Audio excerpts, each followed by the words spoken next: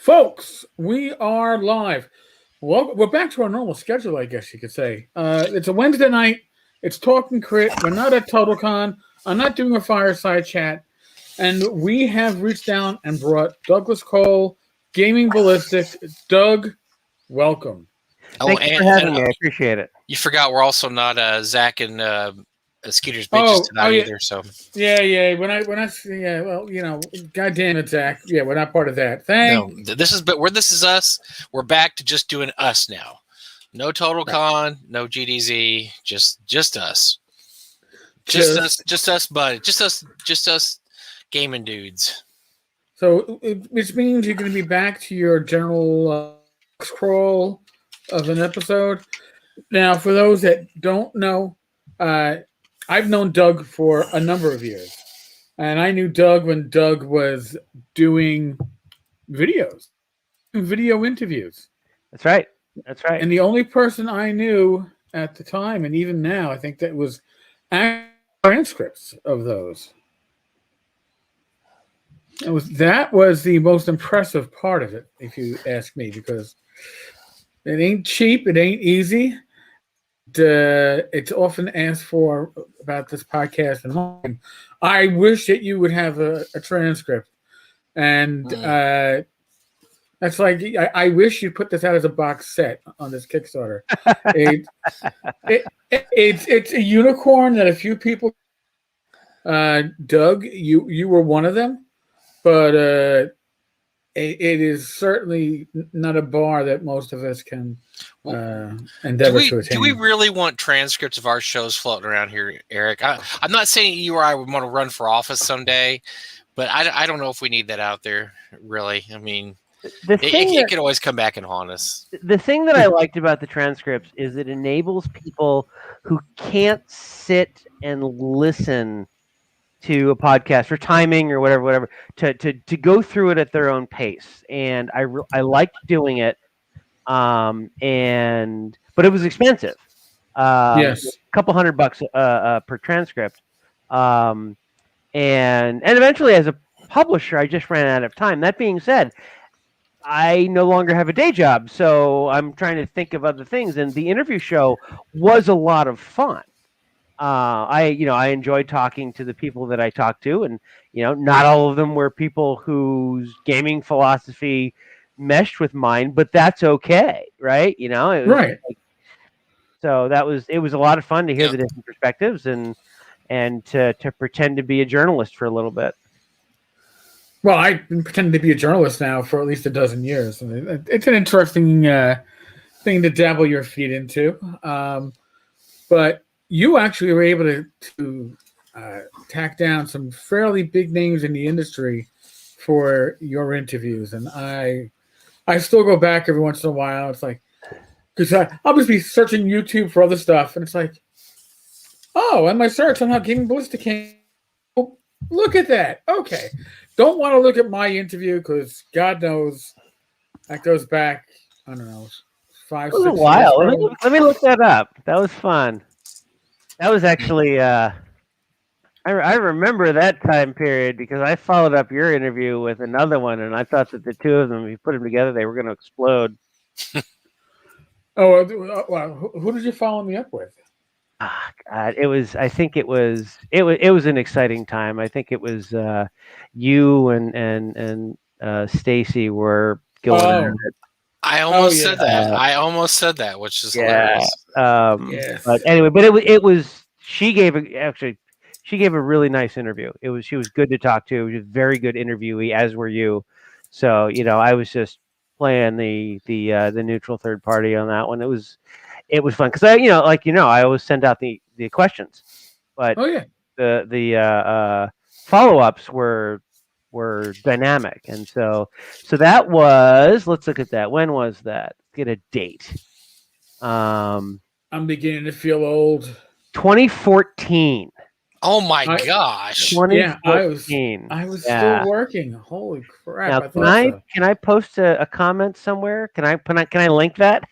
You should be able to put it right into the chat if you're logged in, because I'm not logged in. I can't put anything in there. Whoa! Maybe he might have tried to log in. I've done this before. Eric.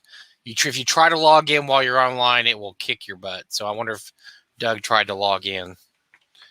Well, if we're looking for Doug, by the way, so I'm still hitting the Balcones Blue. I got a new bottle.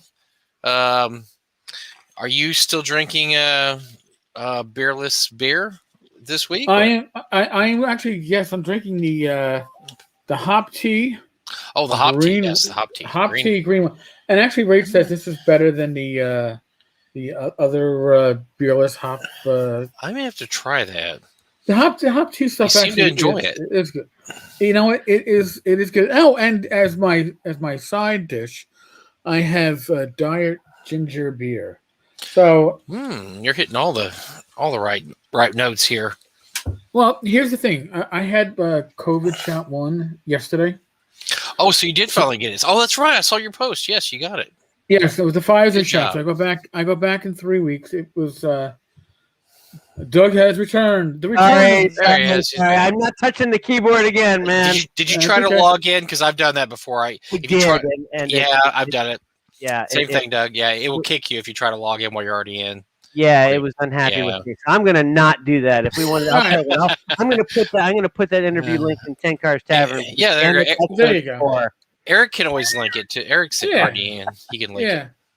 But so you had your COVID shot. I got my COVID shot yesterday, and in the afternoon, I was like, I'm feeling a little queasy. I got that background nausea feeling. I was like, this sucks. And the arm where I got the shot, a little sore. I certainly had worse. But today it was queasy. Again, background. Not enough so you don't want to eat, but just enough to be annoying. Upset stomach, gaseous, tired, slight headache. So compared to probably getting COVID, I think I'll take the side effects of the shot. And it's only the second shot often has worse side effects, so that may be mild. But everybody's different. I've heard all kinds of stories every which way, so you never know. Right, and like my parents and Rach both got the Moderna for their first. My parents go back for their second shot tomorrow, so I got the Pfizer. So I go back in 3 weeks. They go back, 4 weeks after their first shot, and because of Pfizer's deal with Israel is basically the petri dish. They get all of the data, and it looks like, at least for as Israel is concerned, the Pfizer shot is as effective in real world situation as it was in a controlled environment. It's hitting the same numbers, so which is always nice to see, right? Because the having it not just be a lab environment, right? It's it's like the difference between if you play D&D on a completely white square map and there's no terrain and no reality and no craziness, then here's the perfect build or whatever, and this works for a lot of people. But then it clashes with reality and so. Anyway, obviously it's anything that we can do to get out of the current situation is it's good for the world. Well, the more people we get, it, the better off North Texas is going to be in a few months. Because I keep hearing from people every day. I've had the shot. I'm coming. So I think it's making people feel confident enough to be able to get out in crowds. I mean, it's still obviously still masked and still doing social distancing, etc. But it does give you a feeling of confidence once you've had both shots that I can actually get out there and mingle a little bit. Because last year we were actively telling people, we don't want you to show up. Don't show up. Especially if you're traveling from out of state or traveling on a plane, don't do that. So we had 68, 80 people that were pretty much just locals, and so now people that aren't locals are saying, oh yeah, I feel confident enough to travel at this point, but by having both shots, I actually feel confident that I'm gonna make my way there. However, I just heard from Levi Combs the other day. Levi Combs is on his way. So nice. He wants to come. Levi's awesome. Rich and I are. I'd say we're 80% likely that we're going to go. I can only see us not going if suddenly COVID spikes in the springtime, which I don't see happening. Well, we're going to tell everybody what we told them. The same thing pretty much last year. if you don't want to come, don't come. I mean, and you know how we do registration in North Texas, which is great, is that it just you can roll it over. It just rolls over. Very few cons will do that. Gary Con doesn't do that. I mean, very few cons do that, but we roll over. We roll over every year. And so if you don't go, it will be, we keep records, meticulous records. Actually, I don't keep them because it wouldn't be meticulous. Doug keeps them. Doug keeps meticulous records. And so, yes, we were very lucky last year. A lot of people donated their registration fee, which we thought was really nice. And Doug has actually contacted people again this year just to double check and make sure they wanted to donate their registration fee. Because, cool. we're letting you get out of, if you want to keep it for this year, we're going to let you back out of it. But most people are not backing out of it. They say, no, just keep it and we'll pay again, or, we'll figure out something. But yeah, I think this bodes well for, I mean, they're zipping along pretty good. I know the Dallas-Fort Worth area, we've been really hitting the vaccinations pretty well. We had that one blip last week when the weather was awful, but other than that, they're working themselves through quite a bit of vaccinations every week. So I think we're going to be doing okay by June. And New York City, because you have like some private pharmacies and CVS are doing 65 and older only. Mm-hmm. Then you have city sites, and they're doing everybody, but they're using the Moderna. But now I went to a state site, Aqueduct Racetrack, and they're using Pfizer, and they had National Guard stationed there directing you. But a few things that I was surprised by. Now, I got my immunization. I have multiple comorbidities. I actually took off like 4 boxes. Like, yes, congestive heart failure. Yes, 9/11 cancer survivor. Yes, type 2 diabetic. Yes, I'm an overweight fuck. Yeah, it's like I can check off the boxes. Right. And I'm going. I get there and I have like prescriptions in my pocket to show, and I got my phone ready to pull up my data from my hospital with all my hospital records. And I'm asked, so what qualifies you? I go, congestive heart failure. And she's like, writes down congestive heart failure. She's like, okay, step around and see the nurse. I had to show my ID. It was like, that's it? I mean, I could have said I have like anal warts. I got more, man. I got more than that. Way more. Come on, man. Eric, you were a police officer, right? I mean, it's like the scene in Untouchables. Why are you carrying a piece? Oh, I'm a Treasury officer. Oh, okay. Who would claim this list of comorbidities who didn't have them? Yeah, right? But I mean, I was just figuring, all right, you're gonna want some kind of documentation, like here's my prescription, and Entresto and Brilinta, or here, look at my hospital records real quick if you need to see them on the screen. I'm never supposed to it wasn't even like, put your hands on the Bible and swear that you have the following comorbidities. It's just like, oh yeah, all right, yeah. Step around to the nurse. So that part was kind of like lax, but then with the nurse, she gives me the shot, and then a National Guardsman comes along and gives her next syringe and places it on a table. So in other words, they only get one syringe at a time, so you can't have like your friend come up to the table and like, yo, B, give me a shot in my arm. I need it real quick. I need my vaccine. If you don't even you can't risk that. But you can get to the person in the front by just saying, well, what's on the list of comorbidities? I left that list home. Can you give me a hint? I need to know what to say. Yeah. Yes. What can I tell you? So I just found that interesting. But if I happen to like belch in the middle of the podcast, you'll know it's my. I'll try to hit the mute button, the cough button on the mic, but there's no guarantees. Right. By the way, you'll drop the F-bomb like it's no tomorrow. But no. I have priority straight. I guess my 6-year-old is Captain America from Age of Ultron. Every time I let one go, she's like, language. There you go. Well, that was I've told the story of my niece dropping the F-bomb when she was, I don't know, 2.5. Wait, that long? She knew, yeah, well, she knew like 3 words, like mom, dad, and eat. And then she falls off a swing. And I get the phone call. I'm at work. And I get a phone call from my sister. And I guess this as a parent, whenever it's referred to as your child, you know the child did something wrong. Yeah. And in this case, it's like, oh, do you know what your goddaughter did? My goddaughter. That's Ooh, bad. My goddaughter, she's never been called that since I became the godparent. And she's like, well, she was on the swings in the backyard and she fell off. I'm like, oh, is she okay? Oh, she's okay. But she landed on her knees and she went, ouch, fuck. And I went, huh? She goes, exactly. That's what I said. So I was like, what did you say? She goes, ouch, fuck. That language. She goes, uncle. It's fuck. tough. It's a tough one.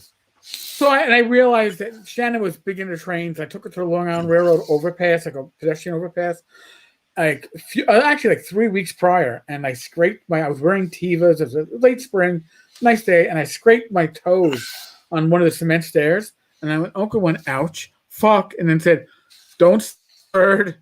It's not appropriate. Well, you know what? She remembered and she did it in the appropriate fashion. Like a sponge. She's like, hold on to it for 3 weeks. When you hurt yourself, you go, ouch, fuck. So that to me, and she's the one that's very logical to me, actually. She is Tenkara when she is online, and she has decided that when Uncle can no longer podcast or live stream, Tenkara is going to step up, and she role plays this at her home. My mother was so nervous, she's like, did you give her an online account? I go, what are you talking about? I hear her talking about Dungeons and Dragons, and she's Tenkara, and she's giving like a play-by-play. I go, what about?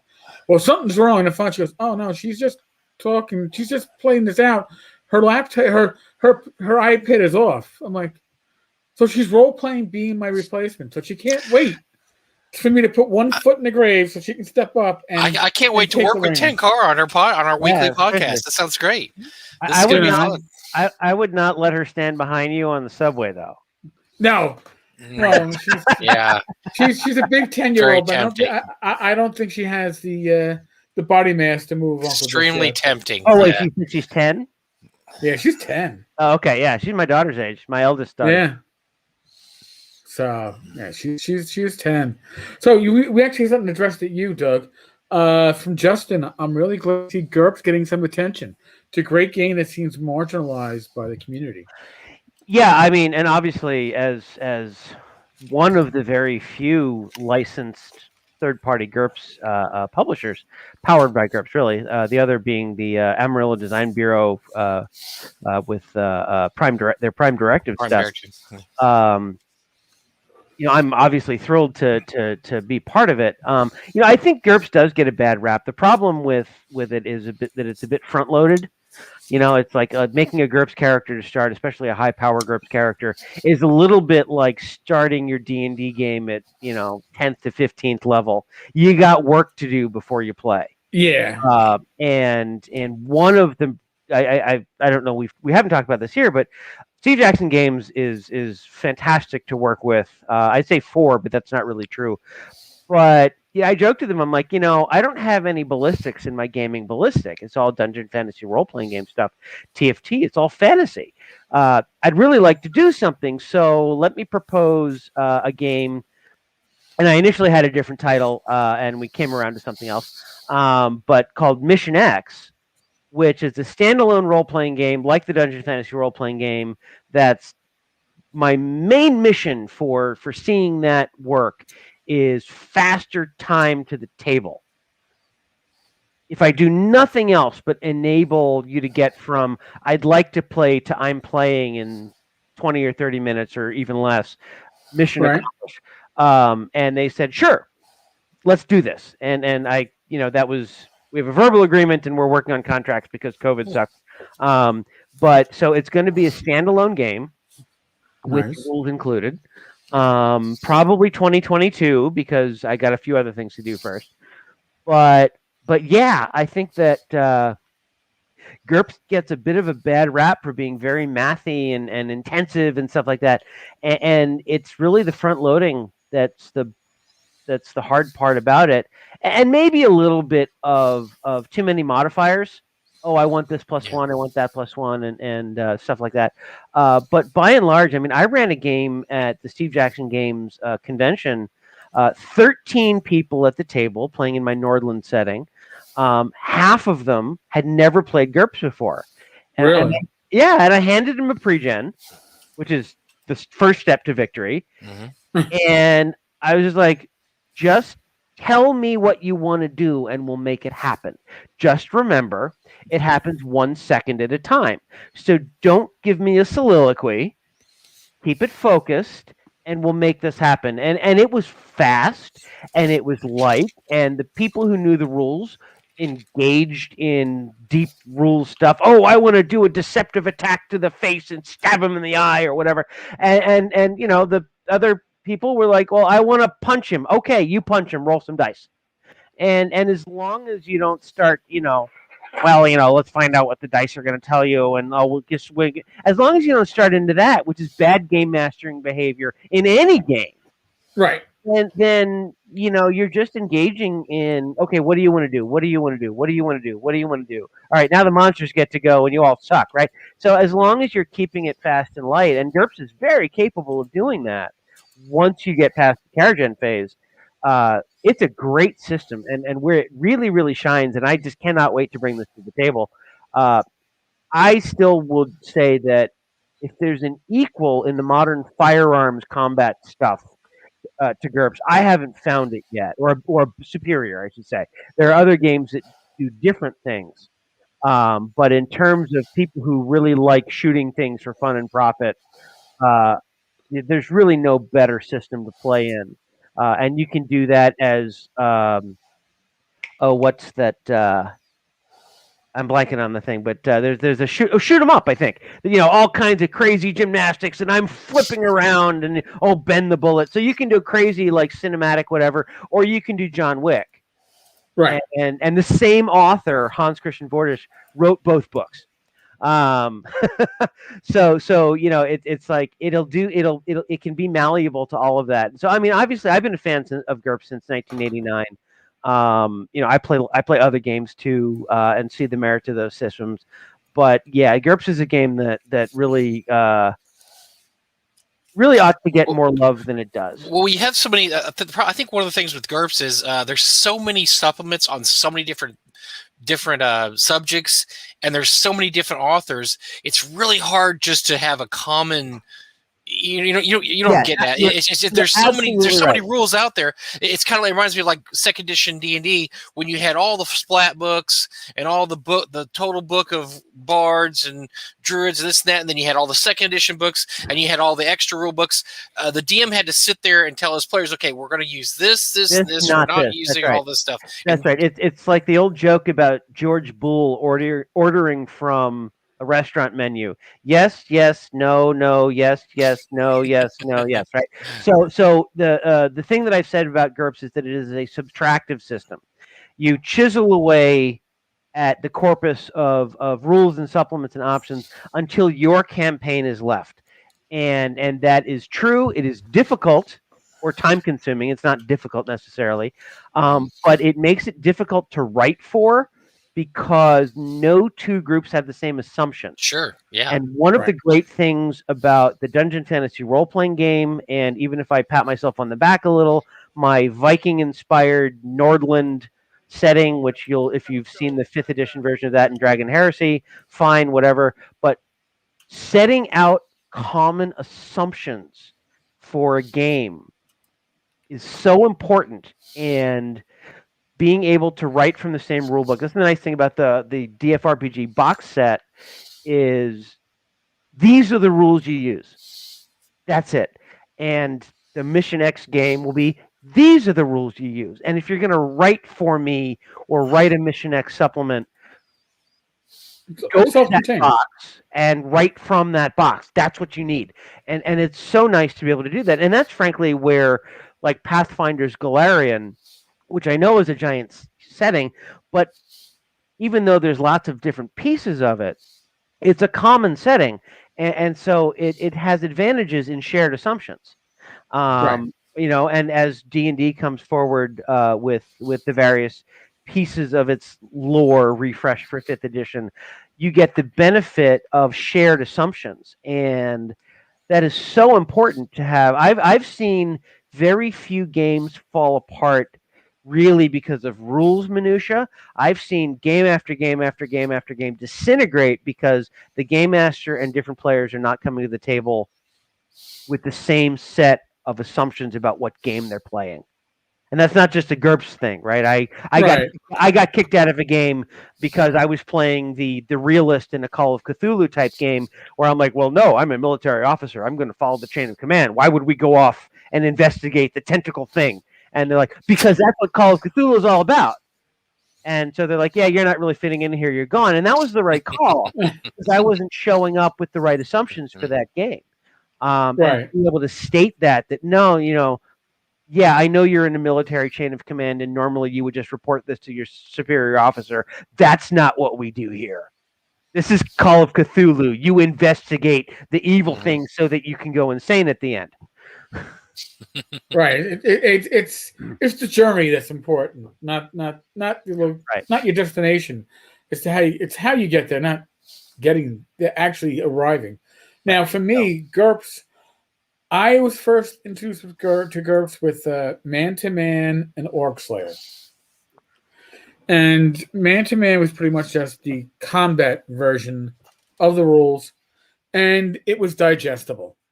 Yes. And then I found 3rd edition GURPS box set and quickly learned that when it comes to GURPS, especially at that time, you could literally endlessly buy interesting supplements for GURPS that will inspire what you want to do.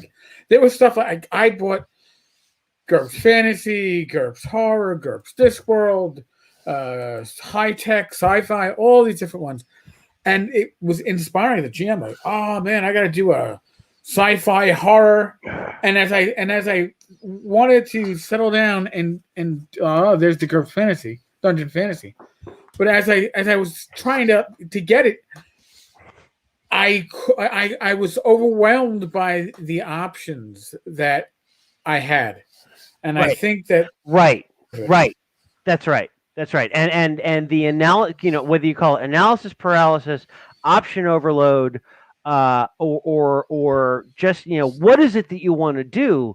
Eventually you want to sit down at the table, and play. And with all of the different options, it's very possible to have like the car that you're always like the Beaufort says here.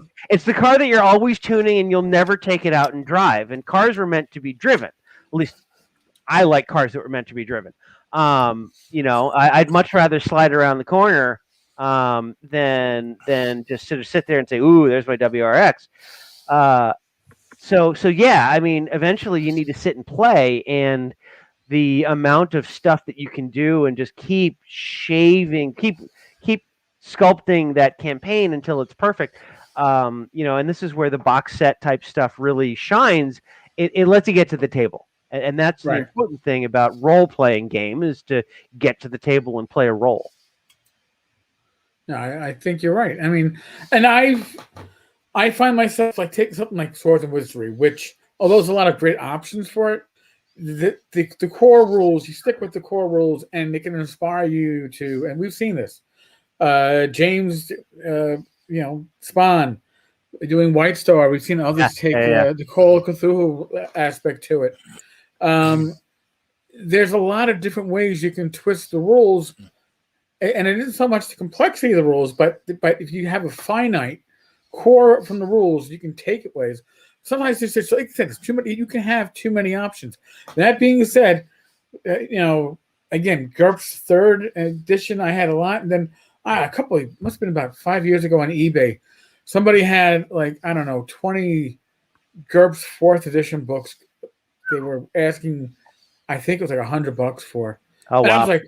I was like, that's it. I got to get it. I'll never use it, but I've pulled out GURPS books, source books for, GURPS Horse Clans to inspire me doing stuff for my fantasy campaign that was AD&D at the time, because it was great source material. Yeah, and Probably that's the best kind that of was ever out there. The one thing that I will say, well, I'll say many things, I'm sure. The one source book that I always poke at and say, even if you're not a GURPS person, read this book. Gerps Horror for 4th edition by Ken Hite, the hardback, is amazing. First of all, although no one ever talks about it this way, it is a bestiary. It's full of monsters. There's tons of them in there. But the other thing about it is it goes through kind of what these monsters represent from a narrative or storytelling, or why is it that people are afraid of this creature? What is it based on? And it is a tour de force of storytelling power that even if you don't take that particular vampire or chupacabra or crazy tentacle thing or succubus or whatever, you'll be like, oh, well, for my players, I need to tap into this fear, worry, anxiety, and these are the monsters that will challenge them that way. And it's written by Ken Hite, and that's pretty much all you need to say. Mm-hmm. Yeah. And folks, if you go back and watch Doug's interviews, Ken Hite is one of the people that he interviewed. Just so it's an excellent interview. That's a Ken. Interviewing Ken is a great example of the art of shutting the hell up. Ask a question and just let Ken talk. You gonna say something, Mike?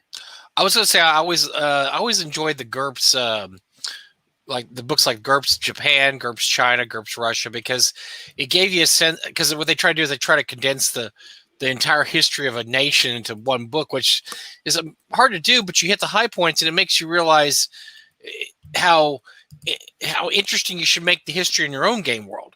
It should be at least as interesting as GURPS Japan or GURPS China or GURPS Russia. You need to have it shows you what incidents happen. I mean, what are the most famous touchstones of those countries? But I always thought just they were really good at giving you examples of how you would write a fictional narrative, also not just a historical narrative. Yeah, that's right. And it did not appear in print because I couldn't afford it at the time. But I wrote the back history for one of the cultures in my Dragon Heresy game, the totally not Japan and Korea culture, that was based on the real history of Kamakura era Japan. And oh my goodness, if you look at the history of almost any real world place, you're like, if you tried to pull that in a movie, you'd get laughed at. Nobody believed you. I know. Unrealistic, Yeah. right? Truth It's like Louisiana. Yep. Yeah. And so I just was like, oh, and here's this, and here's this. And then there was a plague, and it depopulated the country, and then it built back up. And then a volcano exploded and flooded the capital in lava, right? And you'd be like, oh, God, and you can either change the volcano to magical catastrophe or not. Right. But boy, if you read, I mean, think about the last 50 years in our own history in the United States, right? Or 60 years, right? Yeah. I was explaining this to my daughter because she's 11 and she's like, oh, COVID is really horrible and whatever. I was like, kiddo, you got to think of what your life would be like if you were born in 1900 or 1905, right? You've got this huge tragedy of the unsinkable ship goes down when you're 7, or if you were born in 12, right? So in your age now, the Titanic sinks, and then in a couple years you get the worst war that you've ever seen in the history of mankind. But don't worry, we're not done, because not too many years later you get the Great Depression. And then there's World War II, and just when you thought you were safe from that, there's Korea. And that's just the big stuff, right? I mean, around, when was the Dust Bowl? The Dust Bowl was right around the Depression time. Depression, right? Yeah. So I mean, yeah. I mean, and you don't. It gets over. I mean, stuff like that is just overwhelming. And I mean, my daughter has her own perspective because she's 11, But the worst thing that she's seen is COVID, and COVID is not bad, but it's not the Spanish flu, which estimated like half the world got and something like 3 to 10% died of. Right. I mean, it was going through the world's population.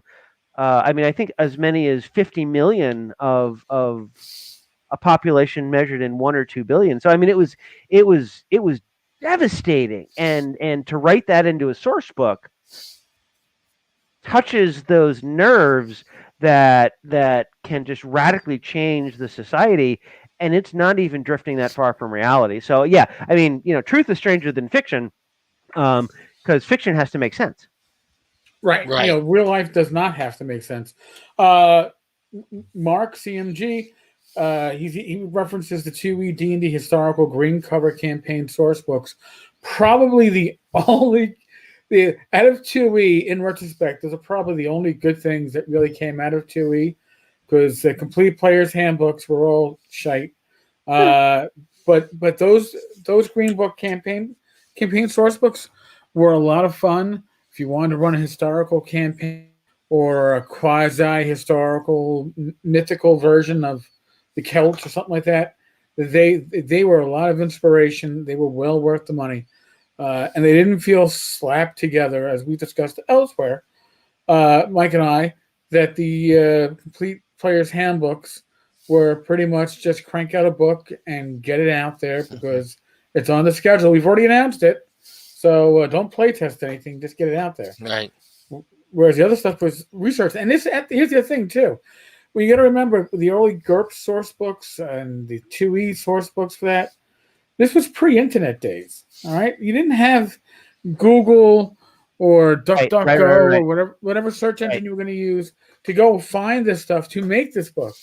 You were getting your ass to a library, multiple libraries maybe, to find this information. You were doing, honest to God, research on these books. So I think that's something to not to be remembered, but to be praised, because you could do a book today if you had the desire to, and you could find the information on the internet, multiple sources. You could quote multiple sources.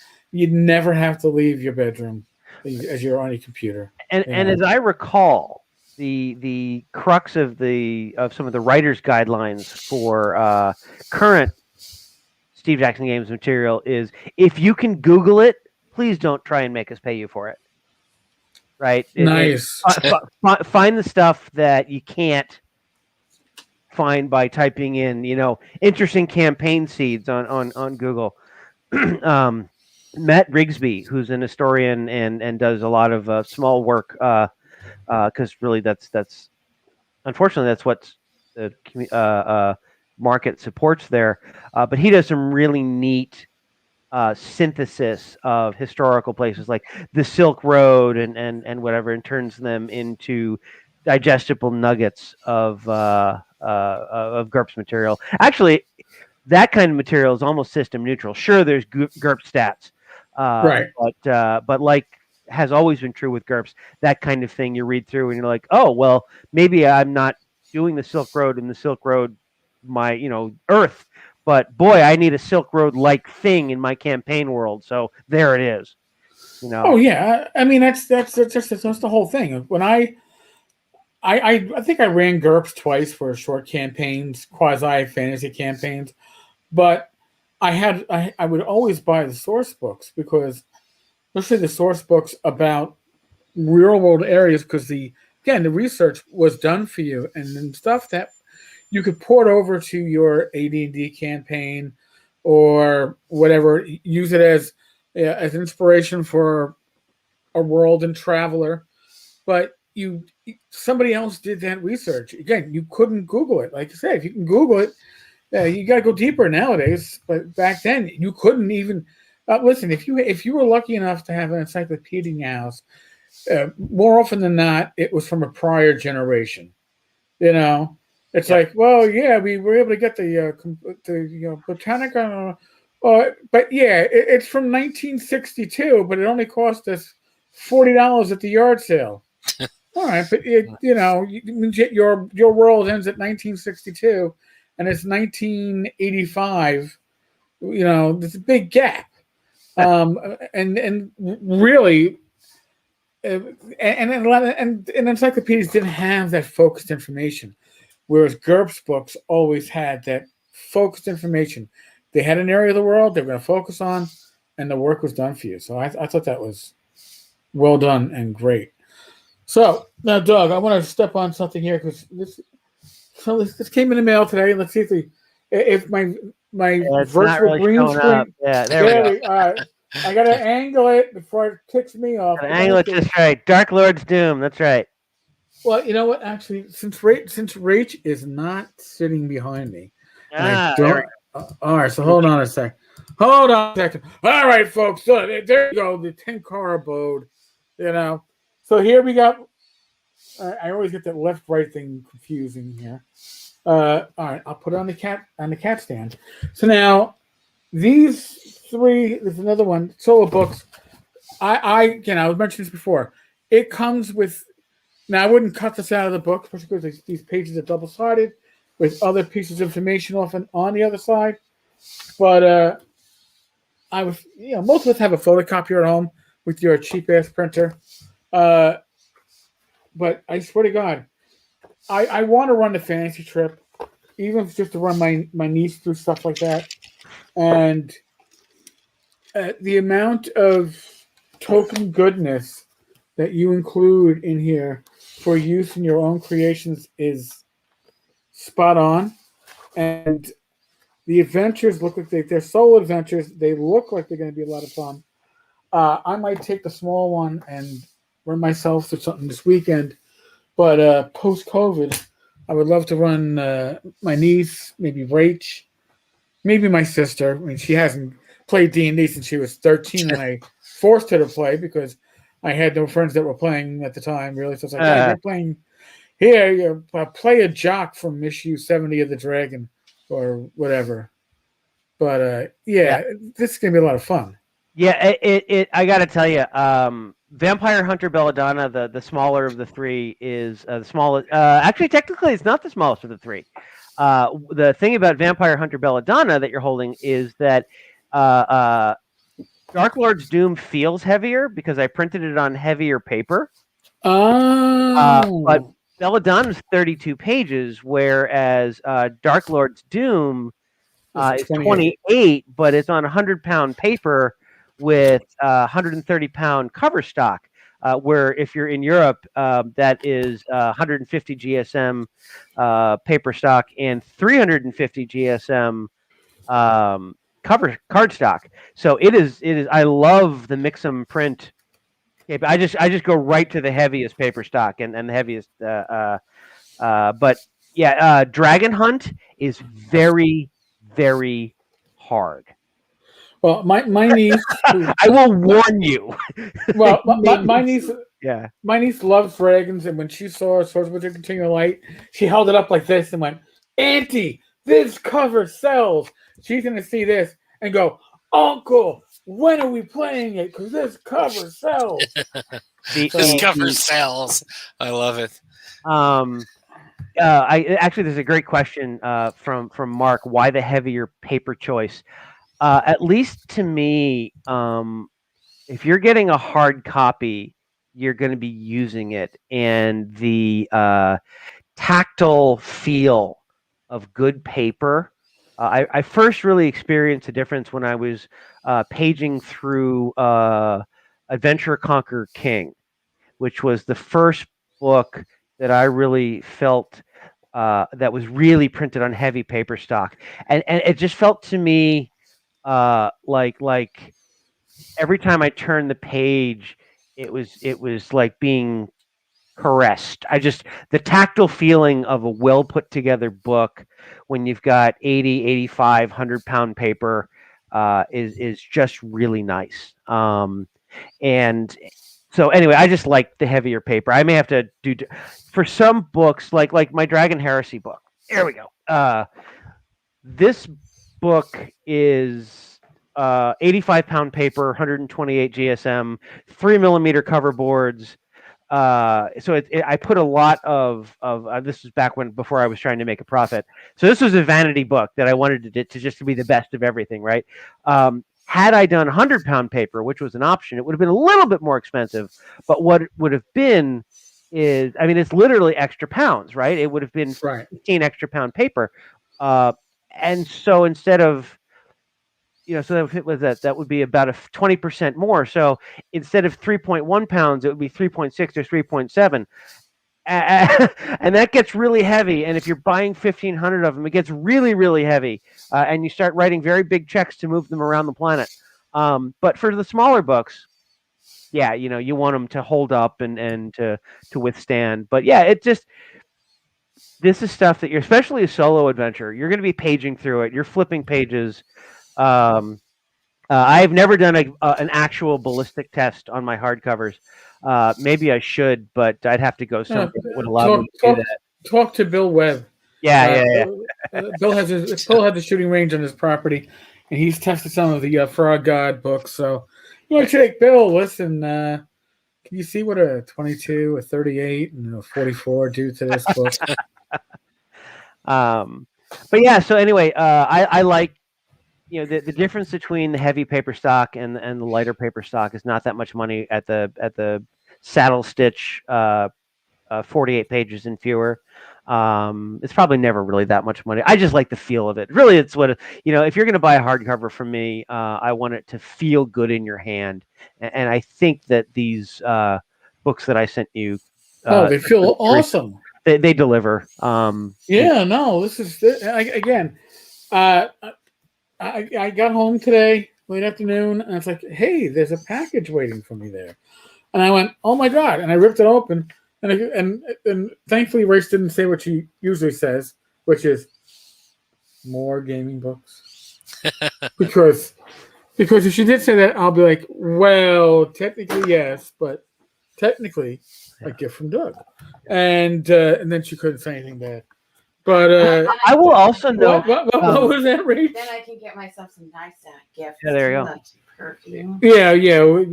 I will also note that for certain games that make choices in their art, where you've got like I have to imagine that Simba Room and a few other of the books where you have a very dark, ink-heavy, full-color print. That a heavier paper stock, a denser paper stock, even if it's not physically thicker, if it's heavier, it keeps the ink on the same darn side of the page, and you don't get bleed through, and that's important for a book where you want your art that you spent so much money on to look good. Yes, Mark Borg, amazing looking book. Don't know if I would run it, but use it for inspiration, certainly. But now talking about stuff that a lot of our audience probably remembers, the first Goodman Games retro release, was it the B1, B2? The paper was thinner than the later releases, and you can see it when you're reading it that it's like a shadow bleed through of the ink from the other side of the page, which you don't get. No, they must have realized what the issue was, and later volumes in the series don't seem to have that same.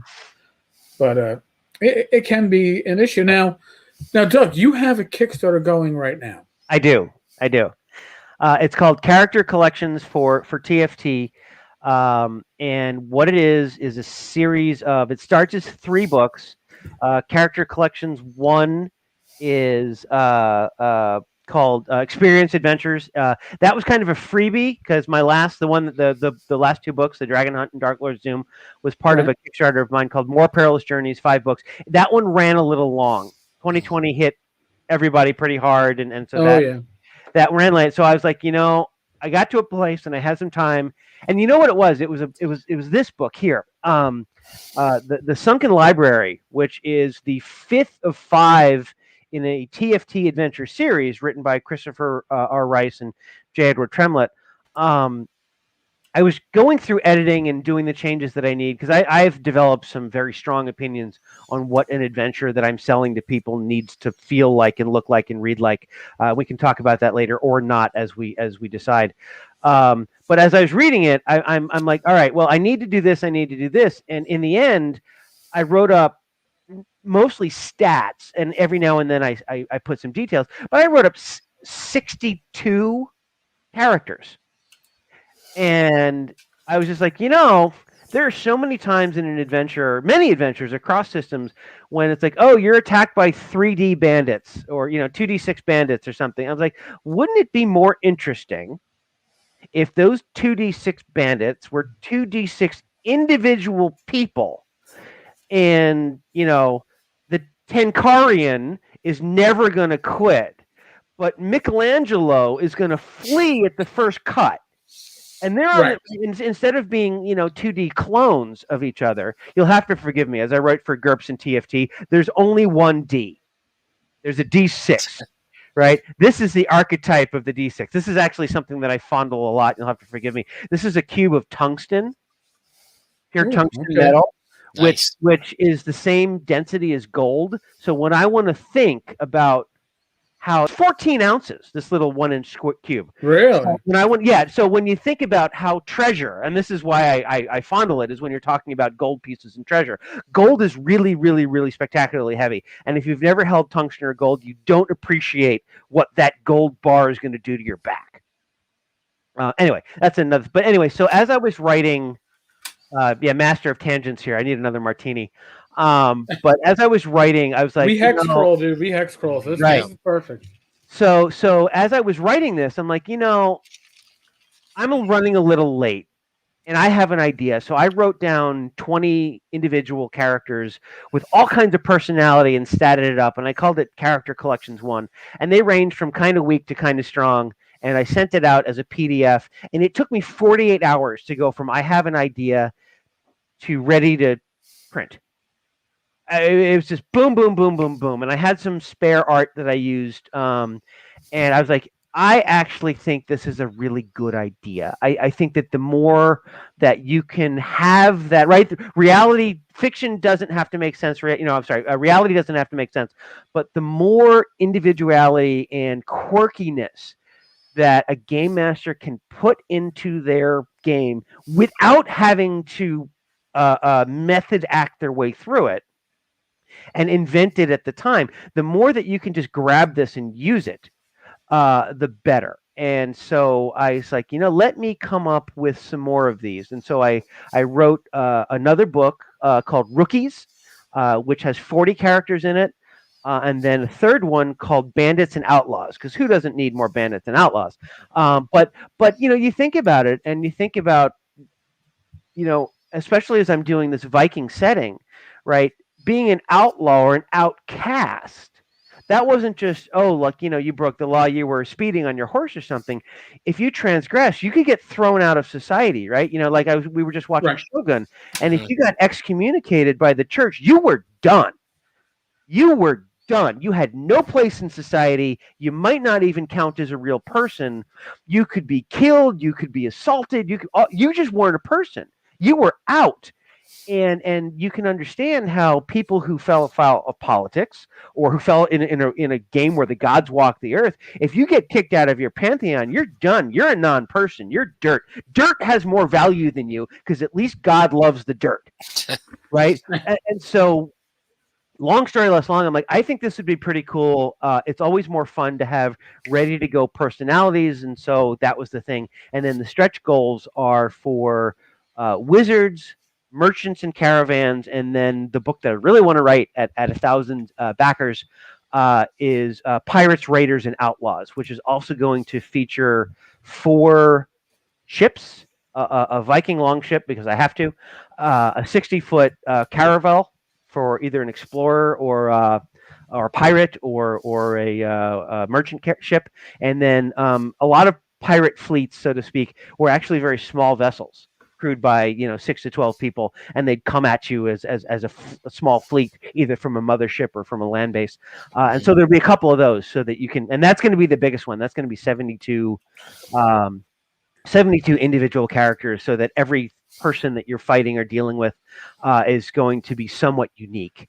And where are my cards? And then I'm also doing these 3.5 by 5 inch cards with Right. the same information, so that you can shuffle the deck and say, oh, you meet 3 people, deal, and they're right there as quick reference, so you're not paging back and forth. And then the art, not this particular art, but like the art that you were showing in the back of the book. Right. So Yes. so there are going to be cards and counters for each of these, from my original 5 Perilous Journeys, the sequel for the books that some of you have, the More Perilous Journeys, and then all of the character collections are gonna have cards and 2.5 millimeter chipboard counters. And if we get all the stretch goals, which is not out of the question, but it's not the trajectory we're on right now.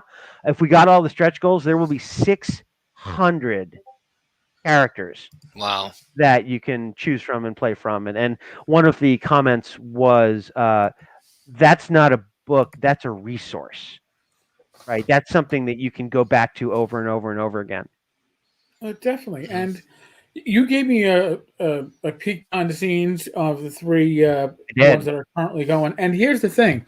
Again, most of the games that I'm going to run right now are Swords and Wizardry, because I can run it with my eyes closed.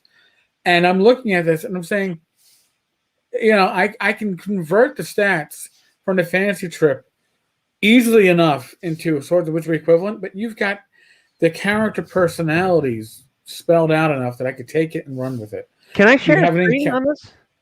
Yes, you can. If you get a second, if you get a second monitor hooked up. I do. Share screen. Yeah. Don't show me tips. All right, let's do this. Share. And I'll drag this over here. Oop, no, I'm going to drag it over here. So this is one of these characters.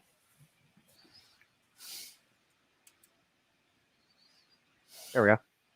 Right. So Fira is 35 points. Is a couple points past where the starting character is.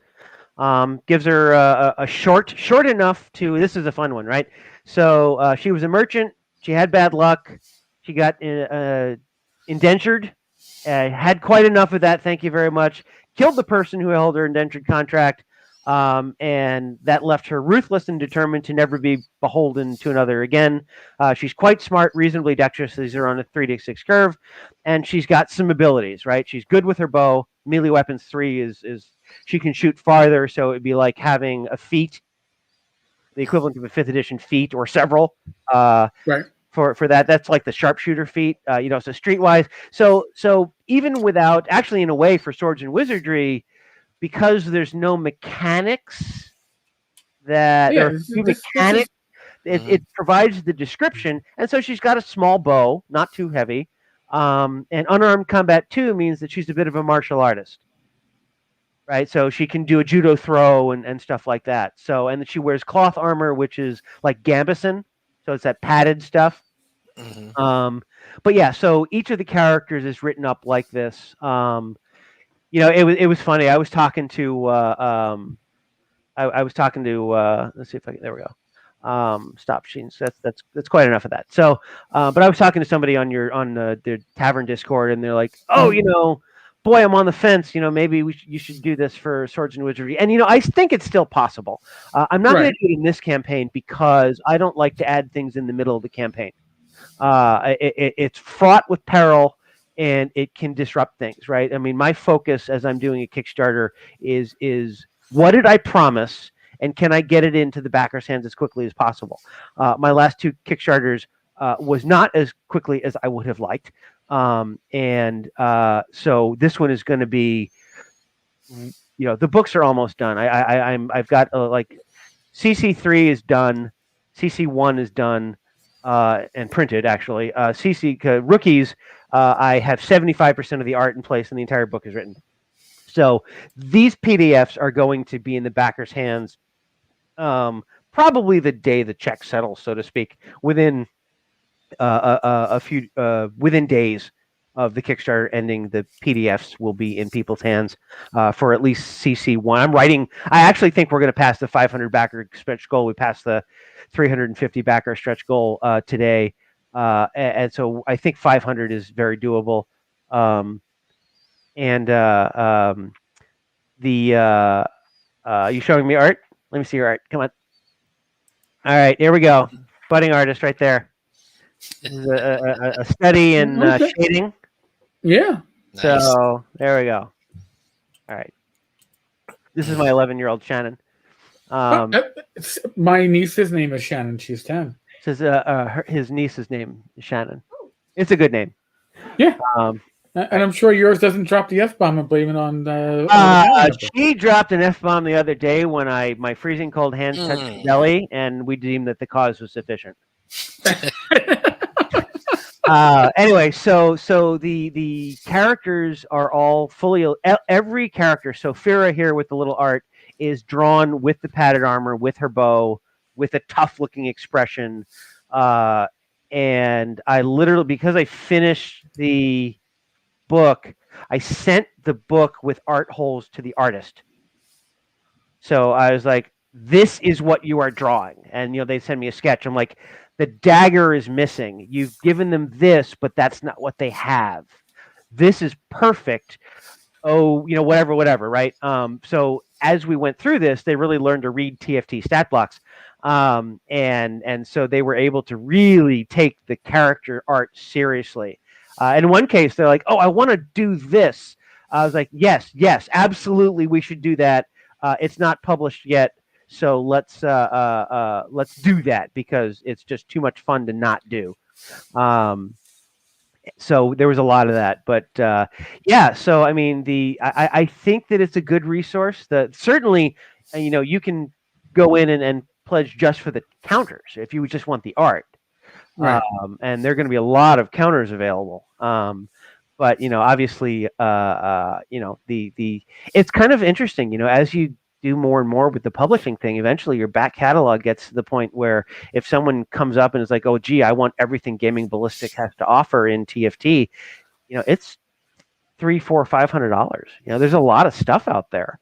But the interesting thing about this particular campaign is a $10 pledge is as valuable to doing stretch goals as a $400 pledge because they're not based on dollars this time. They're based on backers. And why did you go that route? Out of curiosity, because you've done a number of Kickstarters. I had. This is my 10th Kickstarter. All fulfilled, all successful. Wow. I chose to do it this way because the most expensive part of a lot of these Kickstarters is the art, and getting to PDF. People think that the print is expensive, and it's money, but getting to the printable PDF is usually about 75% of the cost of the project, and roughly 60% of that, 50 to 60% of that cost is art. And so what I did was said, look, if I can pay for everything that I want to do by just the PDFs, then at $10 a pop for the 3 PDFs, right. If we unlock 6 books, you get 6 books for $10. But by doing that, everything cascades. Right, so we funded at 5,000 at 350 backers, which we sort of passed, and then now we're at 349 because someone canceled the pledge. So I'm taking that away. No, just kidding. But so we passed that, so that opened up a stretch goal, and so now that's available, and it's available because at that backer count, I absolutely have enough funding to pay for that, and then when we do hard copy or the cards or the counters, I'm not dipping into future to pay for past. So everything once we get to that point is a win. So I'm not going to get to, oh, we've unlocked everything and find out that I've lost money. Right. And by doing it by minimum pledge times backers, it also, frankly, it encourages people to get out there and recruit a little bit. Right. So doing your part is really letting your 2 or 3 friends know to come check this out because it's cool. And during the backer kit phase, and that's the other thing, is Kickstarter is somewhat limited in the ability to say, I'm going to pledge $10 for these PDFs, but I want this hard copy, but not. That was the Boolean joke again, right? I want these things, but not these things. And Kickstarter does not really let you do that.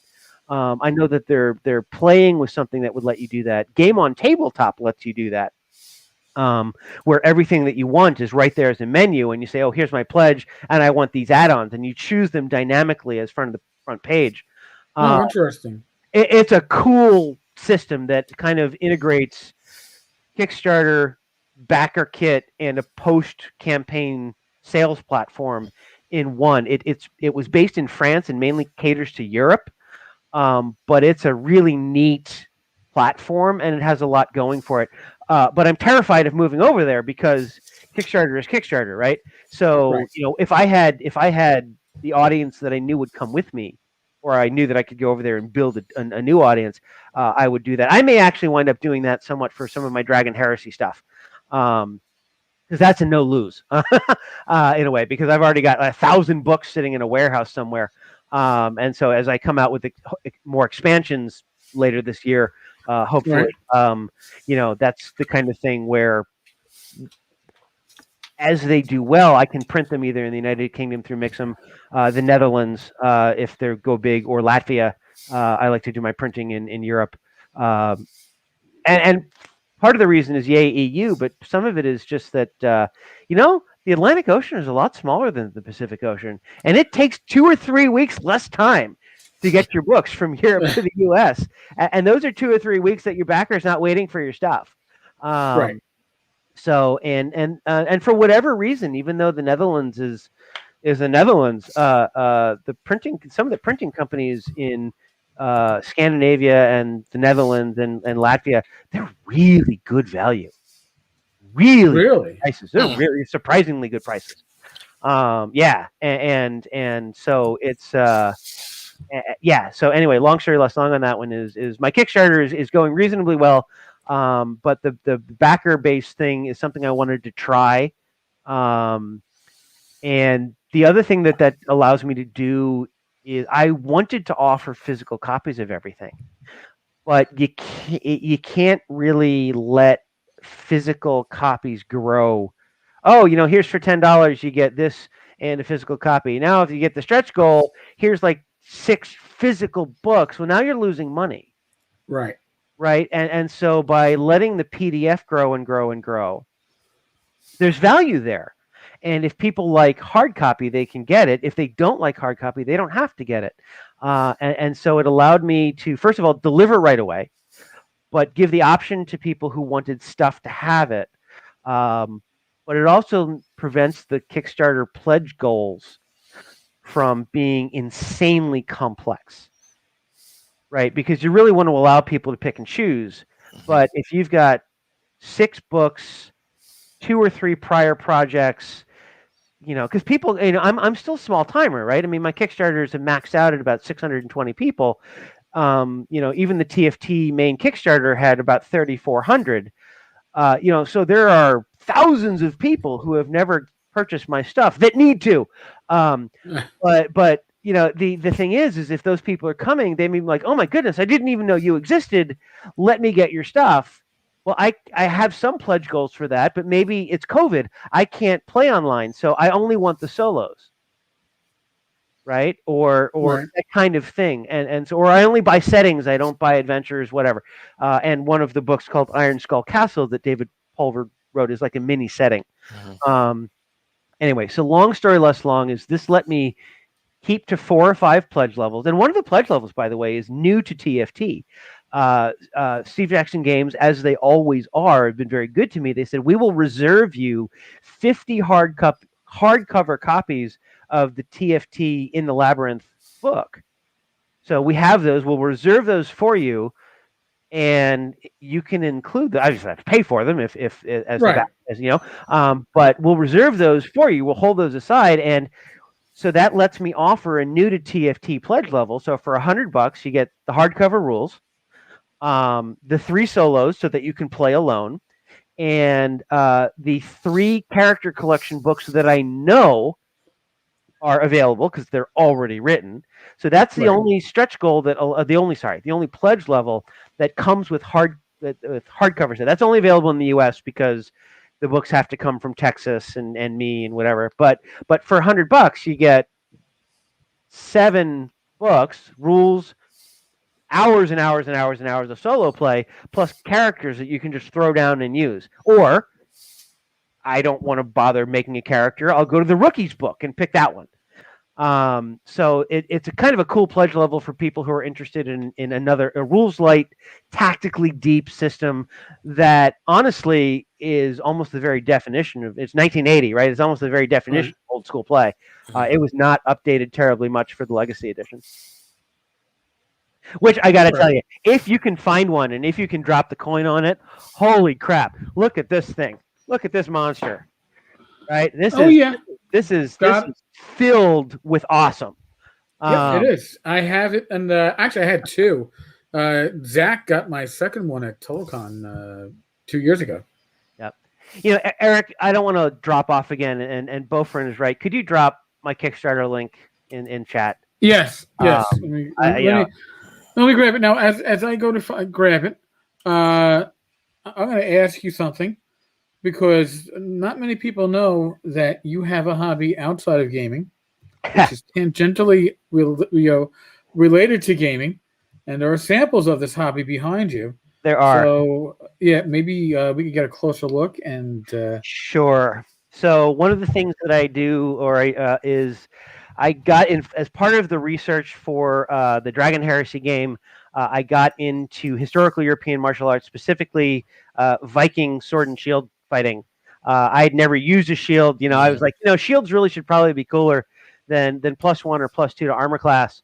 And so as it happens, and it is Minnesota, so as it happens, there was what you call a recreation rather than a reenactment that looked at the historical stuff at the time and tries to recreate the martial arts style of the Vikings based on the historical artifacts. And I started making shields. So this one is cut from we had it. The wood was quarter sawn from a 30-year-old tree that my father-in-law had on his poplar, which is one of the woods that was used. It's covered front and back with calf skin and goat hide around the edge. It's got an oak thing, and I make these. It's kind of the stance there. Edge on, not face on, because it's a buckler grip shield, so it rotates. So you hold it out there, and that keeps you from getting skewered and stuff. So here's your kind of your fighting. Right.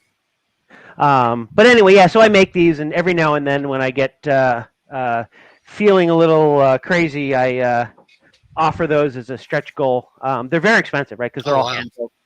But I'll offer shields as a stretch goal for my a Kickstarter, my Dragon Heresy. I think I one of my Dungeon Fantasy role-playing game campaigns. I think I wound up selling 4 or 5 of my more recent vintage shields in my very first Dragon Heresy campaign. One of the reasons why it has this offset print run is I had a stretch goal. If we got to $16,000, I would do a full offset print run. And we weren't going to make it. We were like, we were close. We were like $15,032 or some crap like that. And 15 minutes, 5 minutes before the campaign ends, a fellow Minnesotan threw down $1,000 for 2 shields. Jeez. Wow. And pushed us over the edge to get the full offset print run. He really wanted an offset print run. I did too, but it was one of those things where, I probably lost 20 grand on that project. Because a 288-page full color hardback with a 1,500 copy print run is not cheap. That's a $45,000 type project. And if you look at the Kickstarter, it brought in 15, 20 grand. But at the time, I didn't care. It was a vanity project, and I wanted a really awesome book, and I had a good R&D job in doing science for disk drives and whatever, and I didn't care. I was willing to invest that money. Now Gaming Ballistic is my business, and so if there's a word for people who spend more than they bring in revenue, and that word is bankrupt, and that's not where I want to be. But I'll tell you what.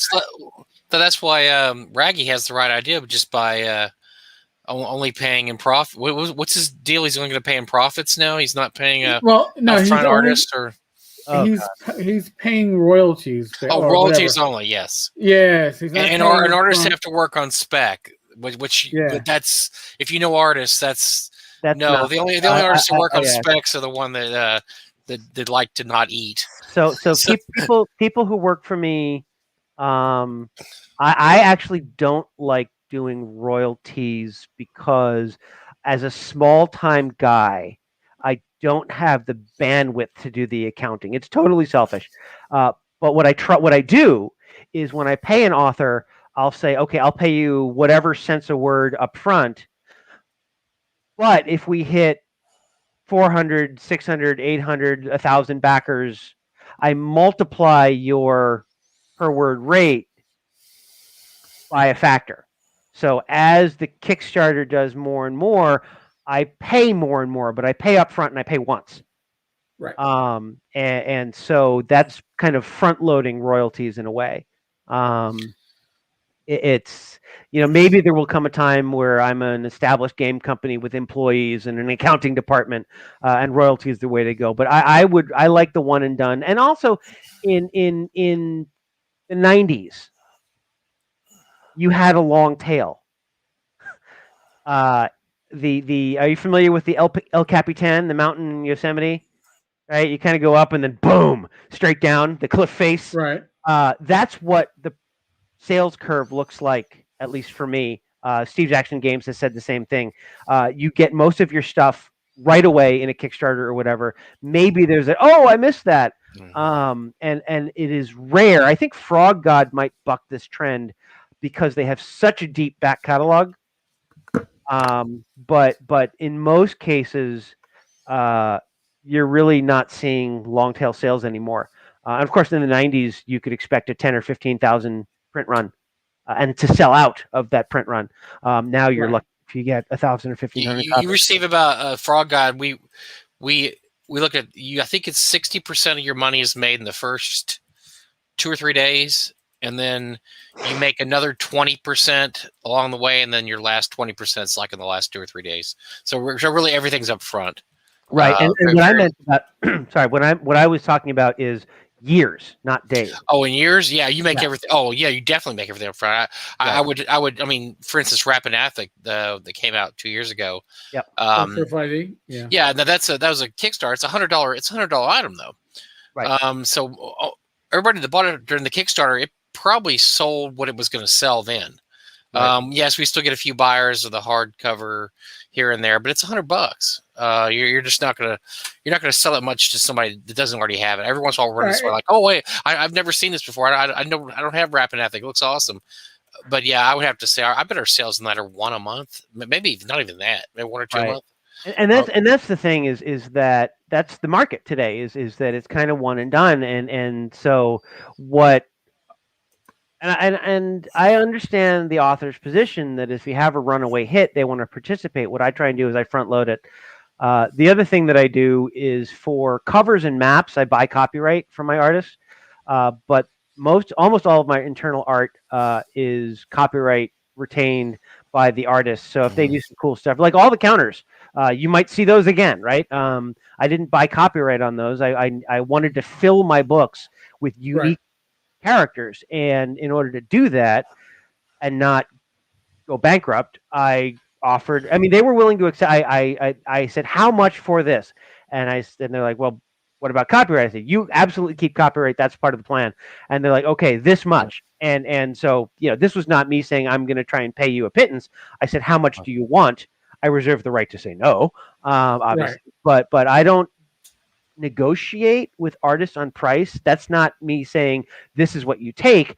I ask them what their time is worth, and I can either afford it or not. Mm-hmm. That's a valid way to look at it. So if I get big, maybe I can hire more expensive artists. I don't know that I could find a better team. Oh my God, I love my guys and girls. I love working with these guys. I don't know that I could find a better team. I could maybe find a bigger team. I could find a more expensive team, but the work that I get from this team of people is spectacular. I think that's important, especially if you have that rapport going with them and they know generally what you want and what you expect. That's hard to beat, man. And again, you've been doing Kickstarter for years.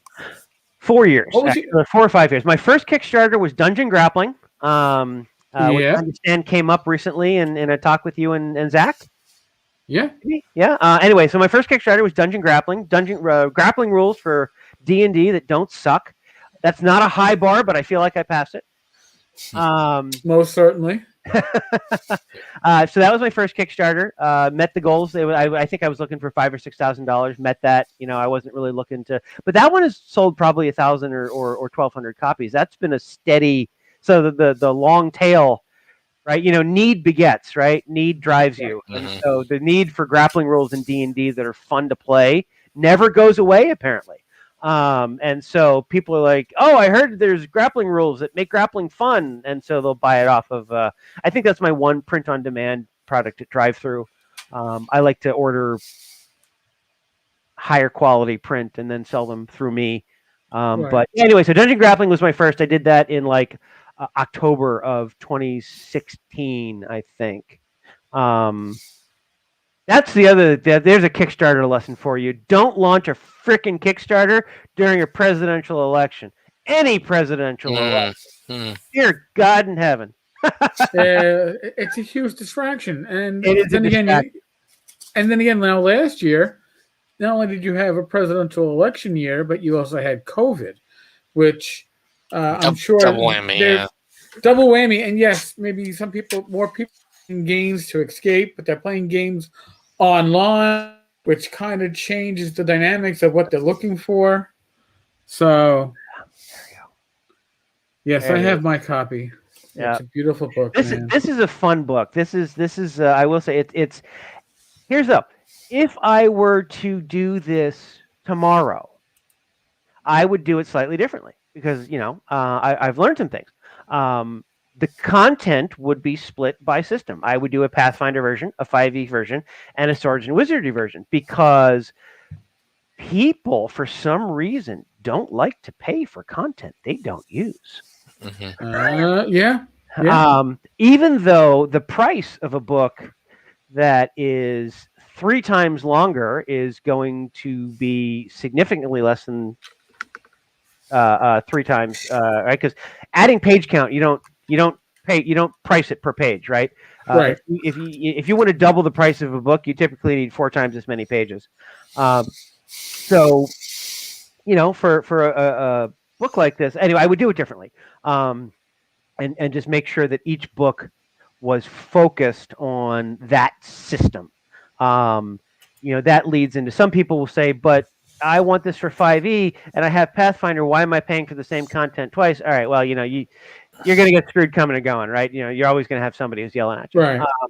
But yeah, I would do it slightly differently. I would make sure that it's focused on the system that you're playing. So that way you're not paging through and you have what you need. I would also, this one is Dungeon Grappling is pretty good in terms of logorrhea, too much diarrhea of the mouth. It's reasonably terse. It's like the old joke. I didn't have time to write you a short letter, so I had to write you a long one. So I was pretty good on keeping it tight. Not the least of which is because it started off with like a 1,500 word base from Tim Short's Manor number 8. That's right. So it started short, so to speak. I forgot that's where it had its roots, because for folks that don't know, Tim, Doug, and a few others were a part of the Tavern team. Yes, right. We went through Joel Block's Castle of the Mad Archmage. That was fun. I'm laughing because I remember the back and forth between Joe and some of the members about the 15 to 10 degree slopes. Yes. Can you push a ballista up a 10-degree slope and stuff like that? But it was a fun adventure. It was a lot. It was certainly well written, but as a DM, and I've learned in my time since then with VTTs that if certain things, if you can take the time, tweak the maps, white out the room numbers, which I didn't because I really was not a very good DM prepper for VTTs, and take out the things that say like 10-degree slope or or 5-degree slope. Just take it out because man, you're probably like, oh, that's nice graffiti right there on the slope. It's a good warning sign. So, a 10-degree slope. So there's a good example of something that I didn't know at the time that you could do, but I've learned since. That is a great example of where PDF layering is the tool for the job, right? You have there in your PDF, you have a game master layer and a player layer, and so you just turn off the GM layer and you either drag or copy or whatever. The other thing is in some of my books, like Hall of Judgment for the Dungeon Fantasy role playing game, Forest End, I spit out VTT, larger, sort of smaller resolution but physically larger VTT maps.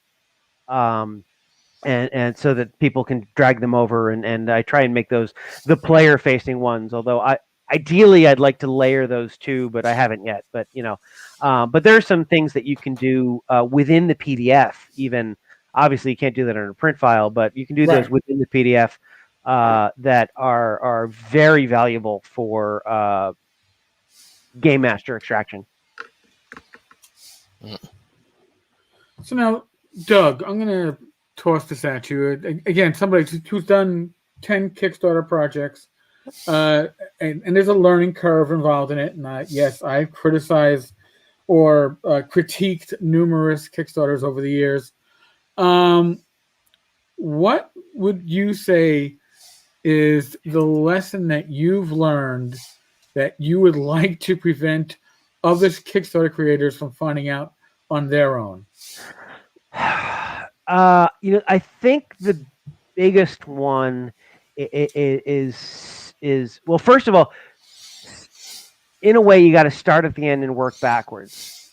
If you get to the point where you have a great product, let's assume that it's a great product, and you're ready to distribute it physically, and you don't already know almost every mile of where your books are going to go, you are deeply, deeply in trouble.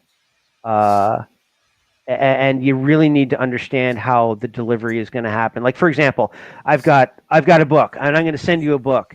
And Eric, you know what? You think that this is really cool, and you want to buy this little bookmark that has a really cool thing that lets you keep track and control points for dungeon grappling.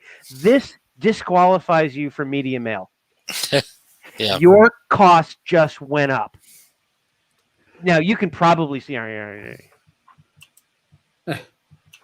no problem, right? But by the letter of the law, the minute you put a freaking Post-it note on your book, it is no longer media mail, because there is a very specific set of things that you can use those cheap rates for.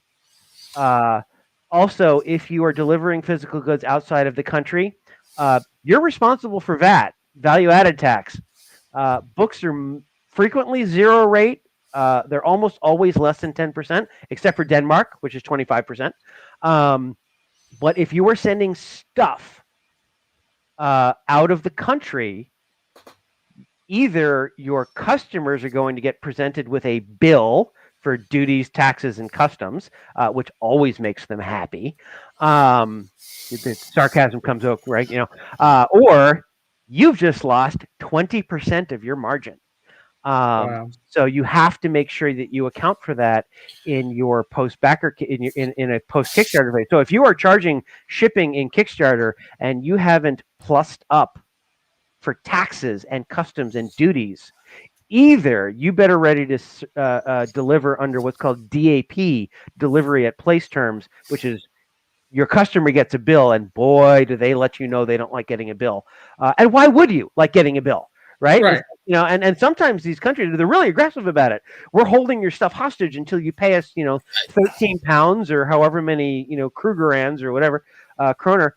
But yeah, so you really need to understand how it gets to the customer. Which is why a lot of Kickstarters have issues, because they don't take any of that in consideration. Like when that's why nobody does box sets anymore, because unless you have only books in that box set, dice, a miniature, a T-shirt, that it's not media mail anymore. Right. And once it's not media mail anymore, if you didn't budget for priority mail or better, you're screwed. You're gonna lose a lot of money. I think a slipcase full of books still qualifies as media mail. I don't think packaging counts. So if you've got so if the Dungeon Fantasy role playing game is a set with 5 books in it, if I put those into a cardboard slipcase, that I think is still media mail. Don't quote me on that, but I think it is, because it's still packaging. It's equivalent to the cover for the cover. So that's the big one. Is you really need to understand your entire distribution chain. The other is do your math. I've always been a spreadsheet guy. I'm an engineer by training. Do your math. Oh, okay. Here's the thing. So the other thing is you need 3 plans. You need a plan for failure. That's right. You need a plan for success. And you absolutely need a plan for wild, unbelievable, crazy success. Because, and if that plan includes, I'm throwing more stretch goals that I don't know what they are yet at my backers, stop, go back, and start again. Because it's amazing, or I'll offer miniatures. Have you ever done injection molding? Do you know how many iterations that you need to do before your molds are right? I used to do this professionally for tooling for disk drives as a manager, and we would always go through 3 or 4 expensive iterations before the mold and the injection molding process produced what you wanted. If you've budgeted for 1 iteration, I'm going to get it right the first time, you're in real trouble.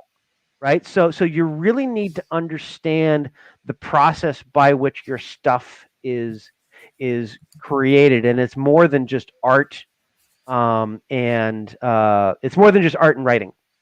You need to know that you need to really understand the manufacturing process. And if you're and when I say I don't mean to belittle that. The PDF only delivery model has a lot of advantages to it.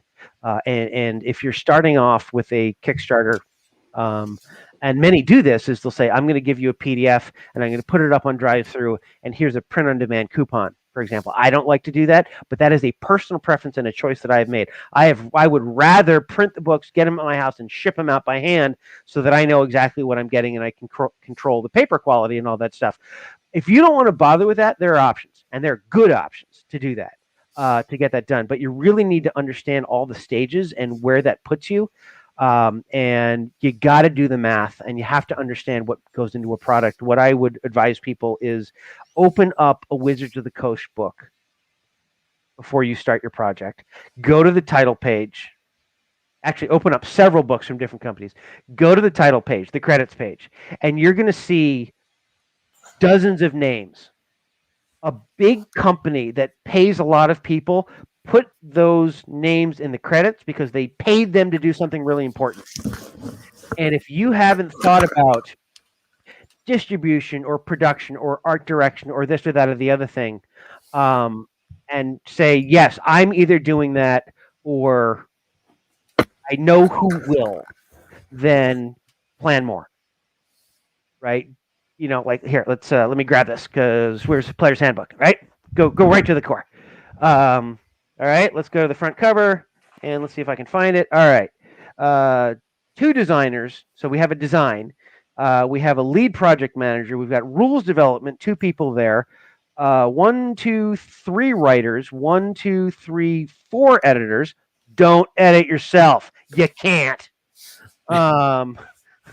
You think you can. You're wrong. And then just a whole page of illustrators, several art directors, graphic design, cover illustration, and interior illustration are all different things. Play testing, do it. Brand and marketing. If you don't have a marketing plan, you're going to get your grandmother and your three friends. If you have a built-in market somehow, yay. But otherwise, boy, if you don't have a plan to let people know that your stuff is there and you're just relying on your sheer awesomeness, boy, there's an awful lot of awesomeness in the world right now, and it's hard to filter it out. That's actually the problem that I'm struggling with right now is I can somewhat reliably pull in 500 people to make Gaming Ballistic what I do long term and say, yes, I can do this. I probably need between 1,000 and 1,800 people. And now, I mean, for I can do the project like I'm doing now at 500 or 600, 700 people. But if I want to do another Dragon Heresy, 288 page hardcover, that's an expensive book. It's not. I mean, printing it is not necessarily a problem. I think if you're printing 1,000 or 1,500 copies, it's $6 or $7 a copy, and then you have to pay to get it across the freaking ocean. But that's the least of your cost. It's like $250 a page because you got to pay words, you got to pay editing, you got to pay graphic design and layout, and if you want to have a visually interesting book. That's the other thing. I started off in color. That's probably not an awesome. Color is almost twice as expensive for art as black and white or grayscale. So if you're just dabbling in game publishing, understand that color is expensive, and color printing is very expensive. You can actually find really good, fairly reasonable black and white printing in the United States. I did some printing at Perfection Press, which is in the middle of the country somewhere, and especially once you considered shipping, they were very competitive for a fairly substantial book.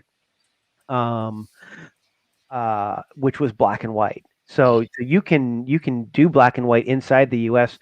At any number of relatively good quality, and it's the color printing that's really expensive. So you just got to understand where your costs are, right? And ideally, you have a base that will come to you and know you and stuff. I guess is that. I mean, it was a little wandering, but start with the end in mind. Like Sun Tzu says, to win a battle, you must do thousands of calculations beforehand. That kind of thing. Running a Kickstarter should be a lot like, and Joe the lawyer will smile at this. Running a Kickstarter should be a lot like going to trial. If you're ever surprised, you've screwed up badly. You want all your surprises to be good. Makes sense, yeah. Right. Yeah. Ideally, I would have started my Kickstarter on the first day with 400 to 600 people who have already signed up to follow the campaign, who can't wait to jump on board. And then at the end of the campaign, the people who are like, I'll do this at the end when I know what I want to do, will come in and fill that out. And, oh, look, there's my 1,000 backers. And I see the 600 people. And I say, okay, well, that's going to roughly increase by 50 to 60% past that first clunk. And so I know I'm going to make it. And so I'll start writing books. Actually, if I could do that, I would probably just offer the books to start with. Right. So that's the thing. And that's why I did the backer-based planning that I did. Is I didn't know if 1,000 people were going to show up to this campaign. And so I said, well, here's the points. I did the math. I have a spreadsheet. I said, what is required to pay for the art, get that done, give myself a little bit of money at the end. But to the point where if I got 1,000 backers at $10 a backer and then had to pay for all the things that I need to do to make the thing, I think I was going to make 10%, right? Make $1,000 and 9,000 goes into art and whatever. Right. And there's license, I got to pay Steve Jackson Games their license fee, and Kickstarter takes their. I mean, that's the thing is, that's the other thing is, don't forget, whatever you think your Kickstarter is going to cost is going to be 10 to 15% more, because Kickstarter takes their 5%, and your credit card company takes their 3 to 5%, and then if you do backer kit, that's another 3%, or whatever, and so. Take whatever it is that you think you need and divide it by 0.8 or so that you have something left over. And if you're going to charge shipping in Kickstarter as opposed to doing a post-campaign phase, you better know what you're doing. International shipping, especially, is a Charlie Foxtrot right now. It was bad before, and it's worse now. I mean, it's bad. Well, not only that, but my understanding is that shipping is actually adding to the fund raise, so it goes towards stretch goals and all the other stuff. Shipping in, I am not a fan of charging shipping in Kickstarter for a lot of reasons. Let's say that I do the authentic Viking Shield combat game, whatever, and for some reason somebody posts this in Norway, and every Norwegian wants a copy of this thing for whatever reason. So yay, right? But I've charged shipping in Kickstarter. Well, I didn't know that every Norwegian wanted a copy of this thing, and it's going to cost me. I was going to print it here or print it wherever, and I would print in China, and now I have 300 copies to U.S. people and 30,000 copies that I have to deliver to Norway or Iceland. Let's go to Iceland instead, although they're both good. So now I have a couple containers of books that I've probably undercharged in Kickstarter because I didn't know my demographic. You don't know. You don't know what country people are pledging from until the end. Kickstarter doesn't reveal that information. Really? You don't know. At least I don't know how to know. Maybe you do know, but I don't know. I think I might have to go one by one. But I like if I do a backer report in Kickstarter, I don't think I can get demographics until after the thing closes. Well, that's bizarre. Or maybe it's after it funds. Am I wrong? No, you're probably right, man.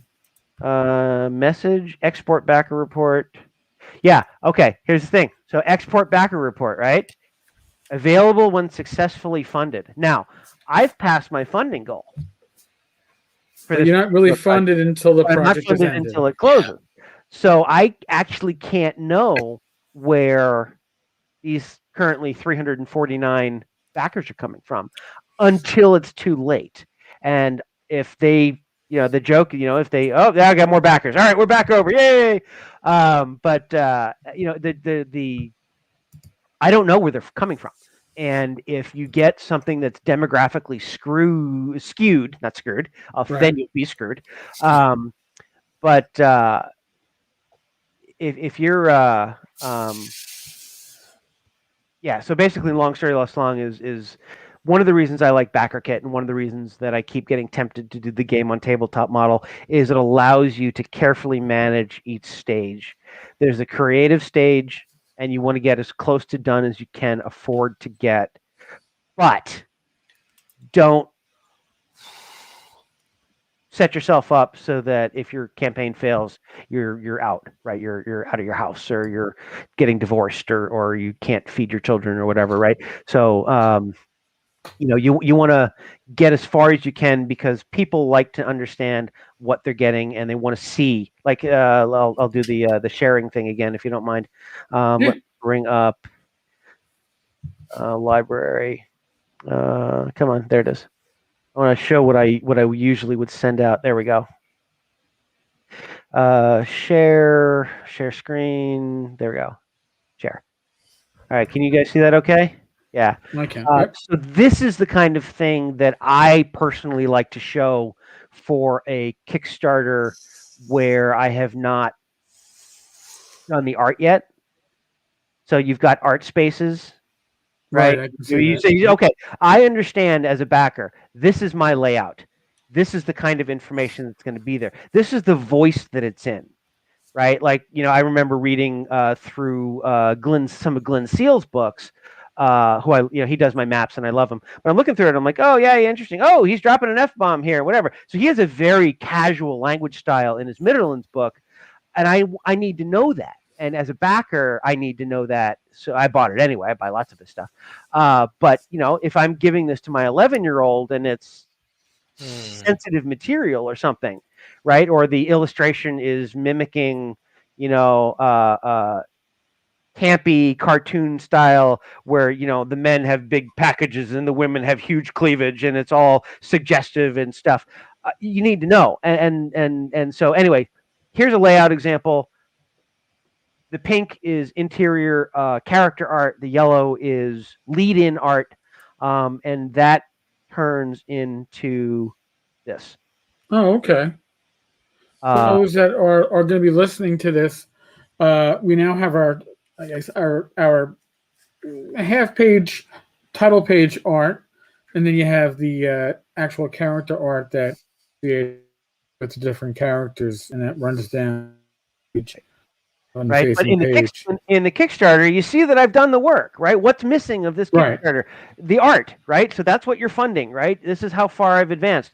Kickstarter sort of used to be pitched a little bit as I have an idea, and you're going to fund me to make that idea happen. And I think it's morphed into effectively, I have an idea, I've done a lot of work, and you're going to fund finishing the idea. And in some cases, it's basically a pre-order, although they hate that word.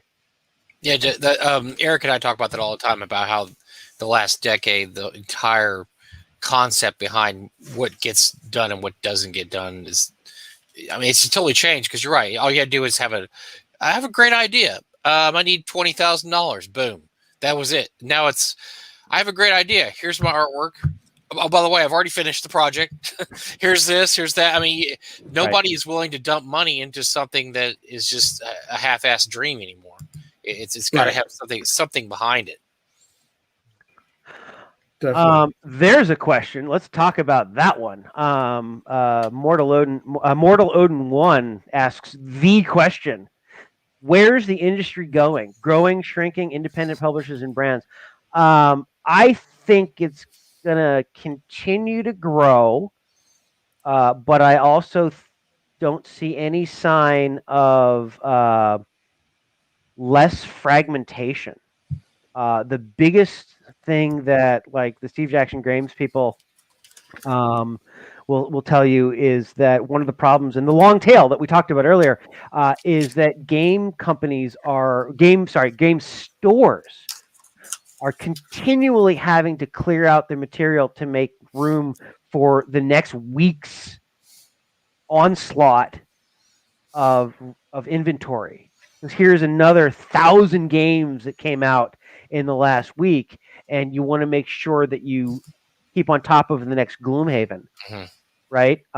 You just can't say, "Oh, I'm going to buy these 30 Gerps source books, put them on the shelf, and they'll sell," because that real estate could be a high value product like this. Yeah, that's going to turn over until the next fad comes along, and it's so I think that the barriers to entry of games, board games, miniatures with 3D printing, the barriers to entry are lower than ever and will probably continue to get lower. That's not always good, because it's right. It's Darwinian is what it is. Good, bad, forget it. It's not moral. It's not healthy, because it's very hard for even a good product to get noticed, which leads you to the importance of marketing and presence. And the only games that are going to get out there, and we'll see what happens. I'm really hopeful that people will see this and say, "Oh, I didn't know about this Doug Cole guy. He's got some good stuff." And let's be totally mercenary about it. And this is, I love talking about gaming. I love being in the industry. I love this conversation. But I'm trying to run a business here too. And so, I want people to come into my orbit based on saying, "Oh, this is a good guy making good product." And I need that, and I need the visibility. And if you're just out, and this comes to the question of what is your hints for how do you get out there in Kickstarter? right. Well, you need to know stuff, right? I mean, I was fortunate to become friendly with you back in, what did we say? That was 2014, the B team or something like that. I interviewed you. So my first gaming product was after 4 years of blogging, 2 years of knowing you and doing this kind of interaction. And so I had a bit of a base. I wasn't planning, as I was blogging, to become a business. I wasn't planning on writing anything. I was just doing what you do, just smaller. Yeah. But then when I became a business, it was like, I could say, oh, I have this grappling thing, and people know me and know Peter Del Orto as, oh yeah, they've got some martial arts experience, and oh, they've done some rules writing, and Eric is like, yeah, I've played some of this stuff. This is cool, right? Or whatever. And so it gets out there. But if you don't have that base, you are deeply screwed. Right? You're basically it's the Kickstarter equivalent of pixel bitching. Right? Find that one pixel in a game and push it. Right? That's how lucky you got to be, unless you have a plan of how to get to market and let your stuff out there. And unfortunately, what that's going to mean is either you sell your idea to someone who can market it, and I'm not necessarily recommending that, but that's the gateway. Find an influencer who will talk to your stuff, and that's a crapshoot as well. Or you got to do what Kevin Crawford basically said. He's like, you better give your stuff away for 5 years or something like that. And I got all uppity. I'm like, well, rah, rah, rah, rah. I'm like, well, I got a 2,000 person mailing list or whatever. No, actually, it wasn't even a mailing list at the time. I was like, oh, I have 2,000 blog followers. Like, my mailing list is 60,000 people. I'm like, I'm going to shut up now. I'm going to start taking notes. And he gave me a lot of really painful, direct advice in an email that I probably still have, but will never share. But he wasn't wrong. Let me try that again. He was right. Let's not do the double negative thing. He was right. I was going to lead with Dragon Heresy, 3 volumes, whatever. He's like, that is crazy talk. It is doomed to fail. Don't. I hate to even. He's like, I even hate to stick my nose in there. Don't do it. It's a terrible plan. No one knows you. You're doing a fantasy heartbreaker. I don't think he actually used those words. Now I'm putting words in his mouth. But ultimately, what he's saying is, you have no market presence. No one trusts you to fulfill an 800-page set of 3-volume set, which is what I'd written. And almost certainly, if you try it, you'll fail, and then you'll be known for failure. Don't. And he was absolutely correct in all those things, and that's what led me to pull out Dungeon Grappling out of that book, tweak it for Pathfinder and OSR and Swords and Wizardry, and I had a 328-person Kickstarter that raised $6,000 and paid for that book. What I did not have was 800 pages at $250 a page, or $150 a page, or whatever it was. Call it 200. What I would have needed to simply pay for the book was $160,000 my first time out. Jesus. I don't know what I was smoking, but it must have been really good.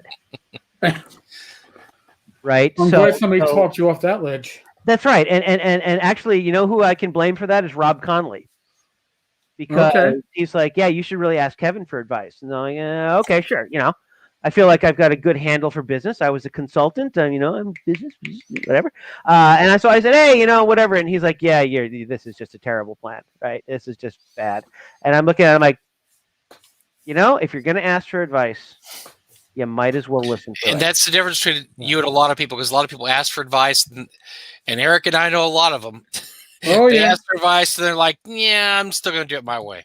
Right. And that's when they usually run into big problems. Right. And sometimes you're right. Sometimes you're the Steve Jobs or the Bill Gates or the Elon Musk or whatever, and you have the idea, and everybody else is wrong, and you're right, and you're going to show them, and you do.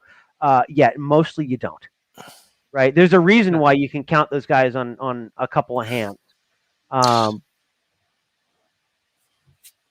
Well, so we probably don't have a lot of time left. We've been rolling here for a couple hours, but I wanted to ask you something real quick. Are you familiar with what's with the Raggy Lamentation of the Flame Princess thing going on, where he basically has come out and said, "I'm not making any money.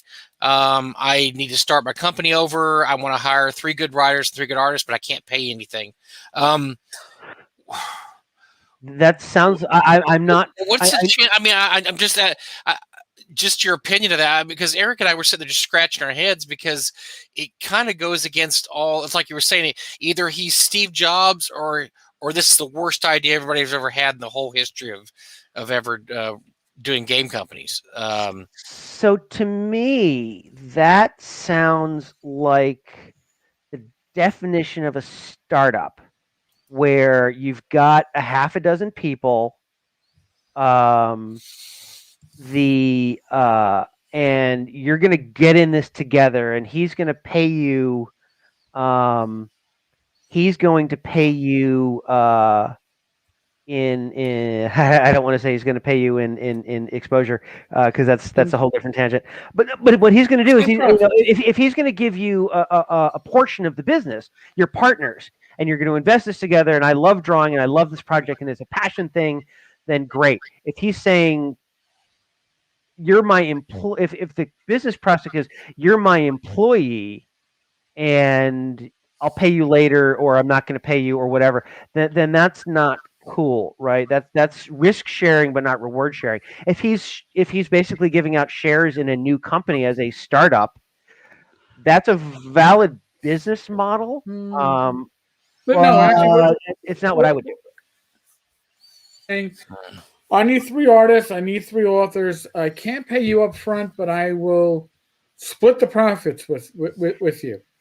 It's high risk, and this is the role-playing game industry. So this is high risk, low to medium reward.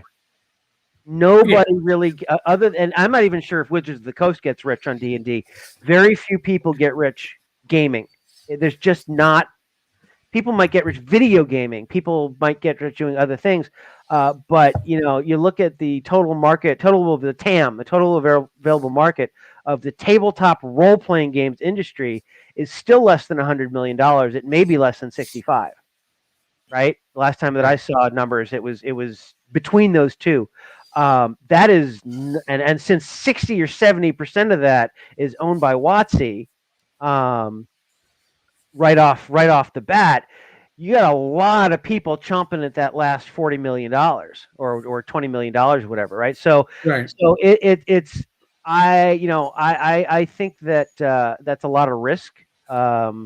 If he gets the right people, maybe it's that way. But I'll tell you what, work for me and I'll pay you later is a great way to piss people off if you can't. I like to buy my love with cash. Well, and here's the thing with James last summer in the midst of COVID was basically like, listen, put it on for sale, and if I don't, I'm going to say it was like $100,000. Basically, I'm going to default on loans to the Finnish government. So he raised the money, but he still has, and Joe the lawyer will be somebody else who will put the hand up. So he still has a very outstanding Indiegogo for the ref book for Lamentations that has not, fulfilled. And he didn't even, when he was trying to recruit these people to do work up front and get paid later, he didn't even talk about his obligations for a project that raised $40,000 or so. So years ago. Right. So I don't ever want to. I remember at the Texas Renaissance Festival a long time ago, I saw SCA people fighting, and the biggest, baddest guy there fought 2 people, took them apart. But after he beat the first person, the second person came up, and the guy was just the big guy was just standing there, and the guy came up, and the guy was just standing there, and the guy took one step, and the big guy went wham and just slammed him on the top of the head. 1 blow, instant kill. And the guy just looks so angry, the person who just got killed, and he crumples to the ground, because that's what you do in the SCA. And the guy's name, I think his nickname was the Bear, says, "If I told you once, I told you 100 times, never lead with your head." and that's the thing, is if you let your projects get away from you. That almost happened to me on the last one, More Perilous Journeys. It's the reason why I had 1 Kickstarter in 2020 and all the costs and just that 1 piece of revenue, is because I was not going to start a new project until I had fully delivered the last one. And I did that, and then I transitioned as quickly as I could into character collections. But boy, I don't like to work in arrears ever. It's a terrible thing. Maybe you have to do it, but I feel like I've built good political capital by saying, look, if I tell you I'm going to give you something, you're going to get it. and Oh, you're going to yeah. know what you're getting, and you're going to know it in heads. And if something happens and it's bad, I'm not going to hide it. I'm going to tell you this happened and it's bad, and this is what I'm going to do to fix it. And that's just, you can do other things, but that's how I'm going to do my thing. I think Mortal Odin asked me a question that I want to answer. How is now that my hobby and love is my business, has my enthusiasm changed? I'm an enthusiastic guy to begin with, as you may have noticed. So my enthusiasm for driving the business is very high. I will say that when I say, gee, if I can only get 2 or 3 times as many backers, 1,000 or 1,500, and I seem to be topping out at 500 or 600 at the moment, not having the special sauce to get farther at the moment. You really need to. I can either be depressed and quit, which I don't want to do, or I can just be rational about what the products that I'm going to offer are. I've got a big project ahead of me in the Nordlander Bestiary, the bestiary for Dungeon Fantasy role-playing game, and that's going to be a big bet. That's going to be a big bet with a high barrier to entry, and I'm going to need my supporters to step up on that one. And if not, I'll have to do something else. Actually, what will happen is if I can't make the one big book, I will cut it down and make many little books, because you just got to do what you do. And that's the funny thing about this, is that those big books are great, but the small ones really make you money, because right. I mean, it's just people will not pay 4 times as much money for a book with 4 times the page count, and nor necessarily should be. That's just what the pricing curve looks like. But I mean, can you imagine paying the same per page effective cost for a 600-page Pathfinder core rules as if you didn't have that scaling, right? I mean, that wouldn't be a $70 600-page book. It would be a $280 600-page book, right? I just, no one would pay it, even though the work that goes into it and blah, blah, blah.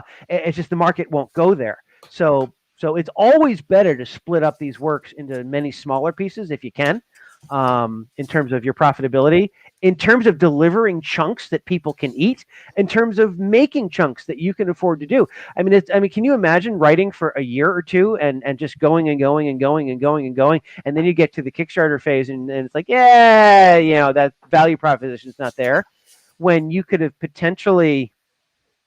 That's why there's the Dragon Heresy introductory set is level 1 through 5. That's all that I could afford to do. And honestly, a lot of the 5th edition play is kind of more fun at level 1 through 5 anyway. But I couldn't afford to do 800 pages of book, so I did 288. So my enthusiasm is still there. You have to be enthusiastic to be the chief everything officer of a business as interesting as this one.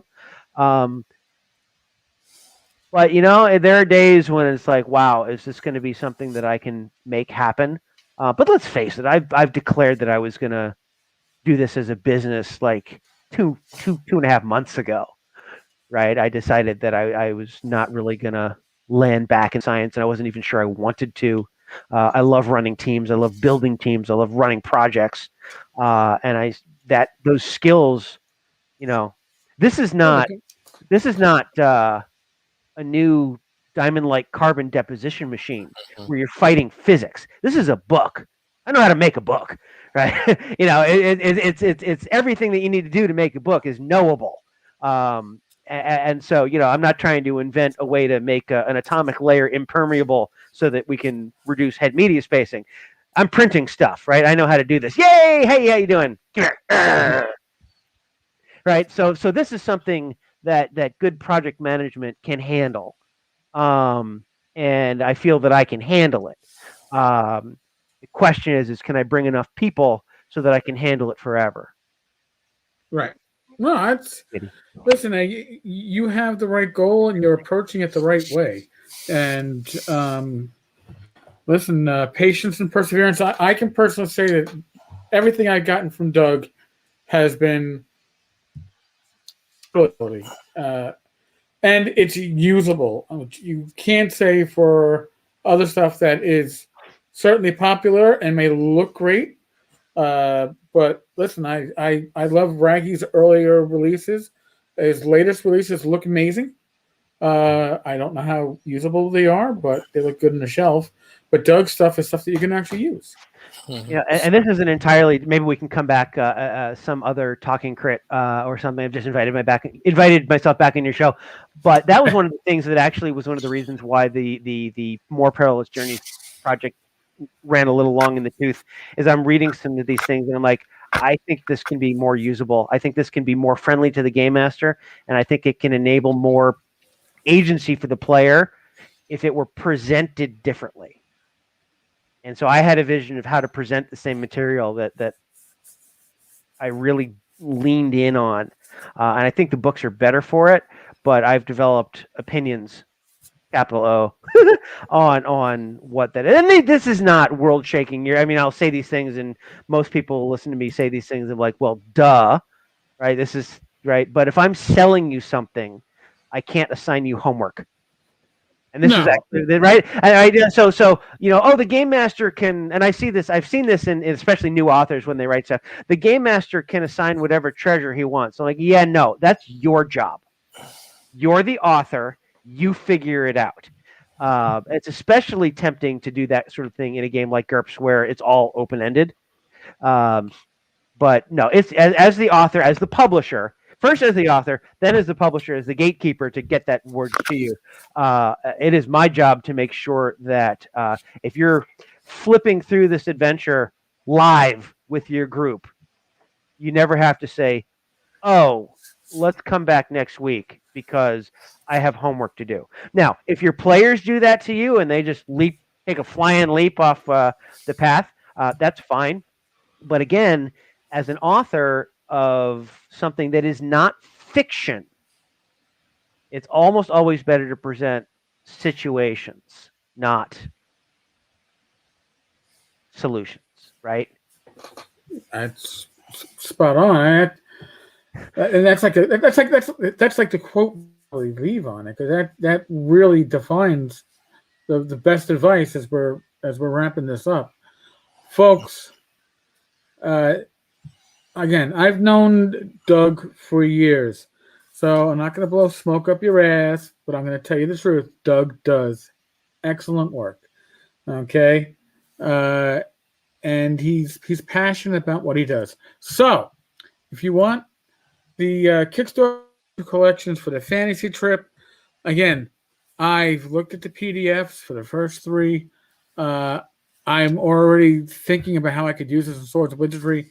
So to me, it's a no-brainer. Now I have the fantasy trip. I will probably run that with my niece at some point. I'm definitely going to break it and do a little fun with it. But as a Swords of Wizardry GM, it is inspirational just the character write-ups. I am an improv DM anyway, so I'm always less prep and more resources, and this looks like a good resource. Thank you, I appreciate that. You're very, thank you for joining us, folks. I will be back with a live stream on Friday with Joe the Lawyer, and again Saturday with Rick. We discuss gamers' health. And trying to think, I think we're done with the live streams for Design Quest. So they were a lot of fun, but I understand that it was rough on some of my listeners getting as much as 3 hours a day. So I do apologize. Back to a more regular schedule. Again, as we discussed in the beginning, I got my first COVID shot yesterday. We are in the midst of the world of COVID. None of us are medical professionals. Doug is an engineer, which is probably the closest that any of the 3 of us come to science. Different kind of doctor. Yes. So we're not telling you what to do beyond using your common sense. You use it to keep your character safe.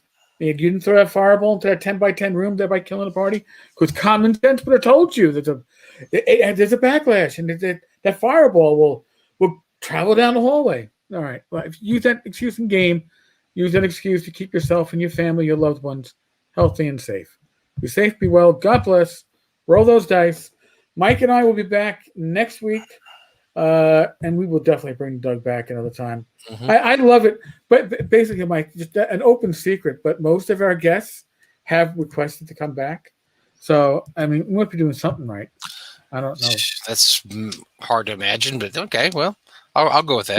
Yeah, not like those people over at the goddamn Exact show. Screw them. We love them, but and screwed by them in one way or another, possibly. But we don't have video to show. But in any case, later, folks. We are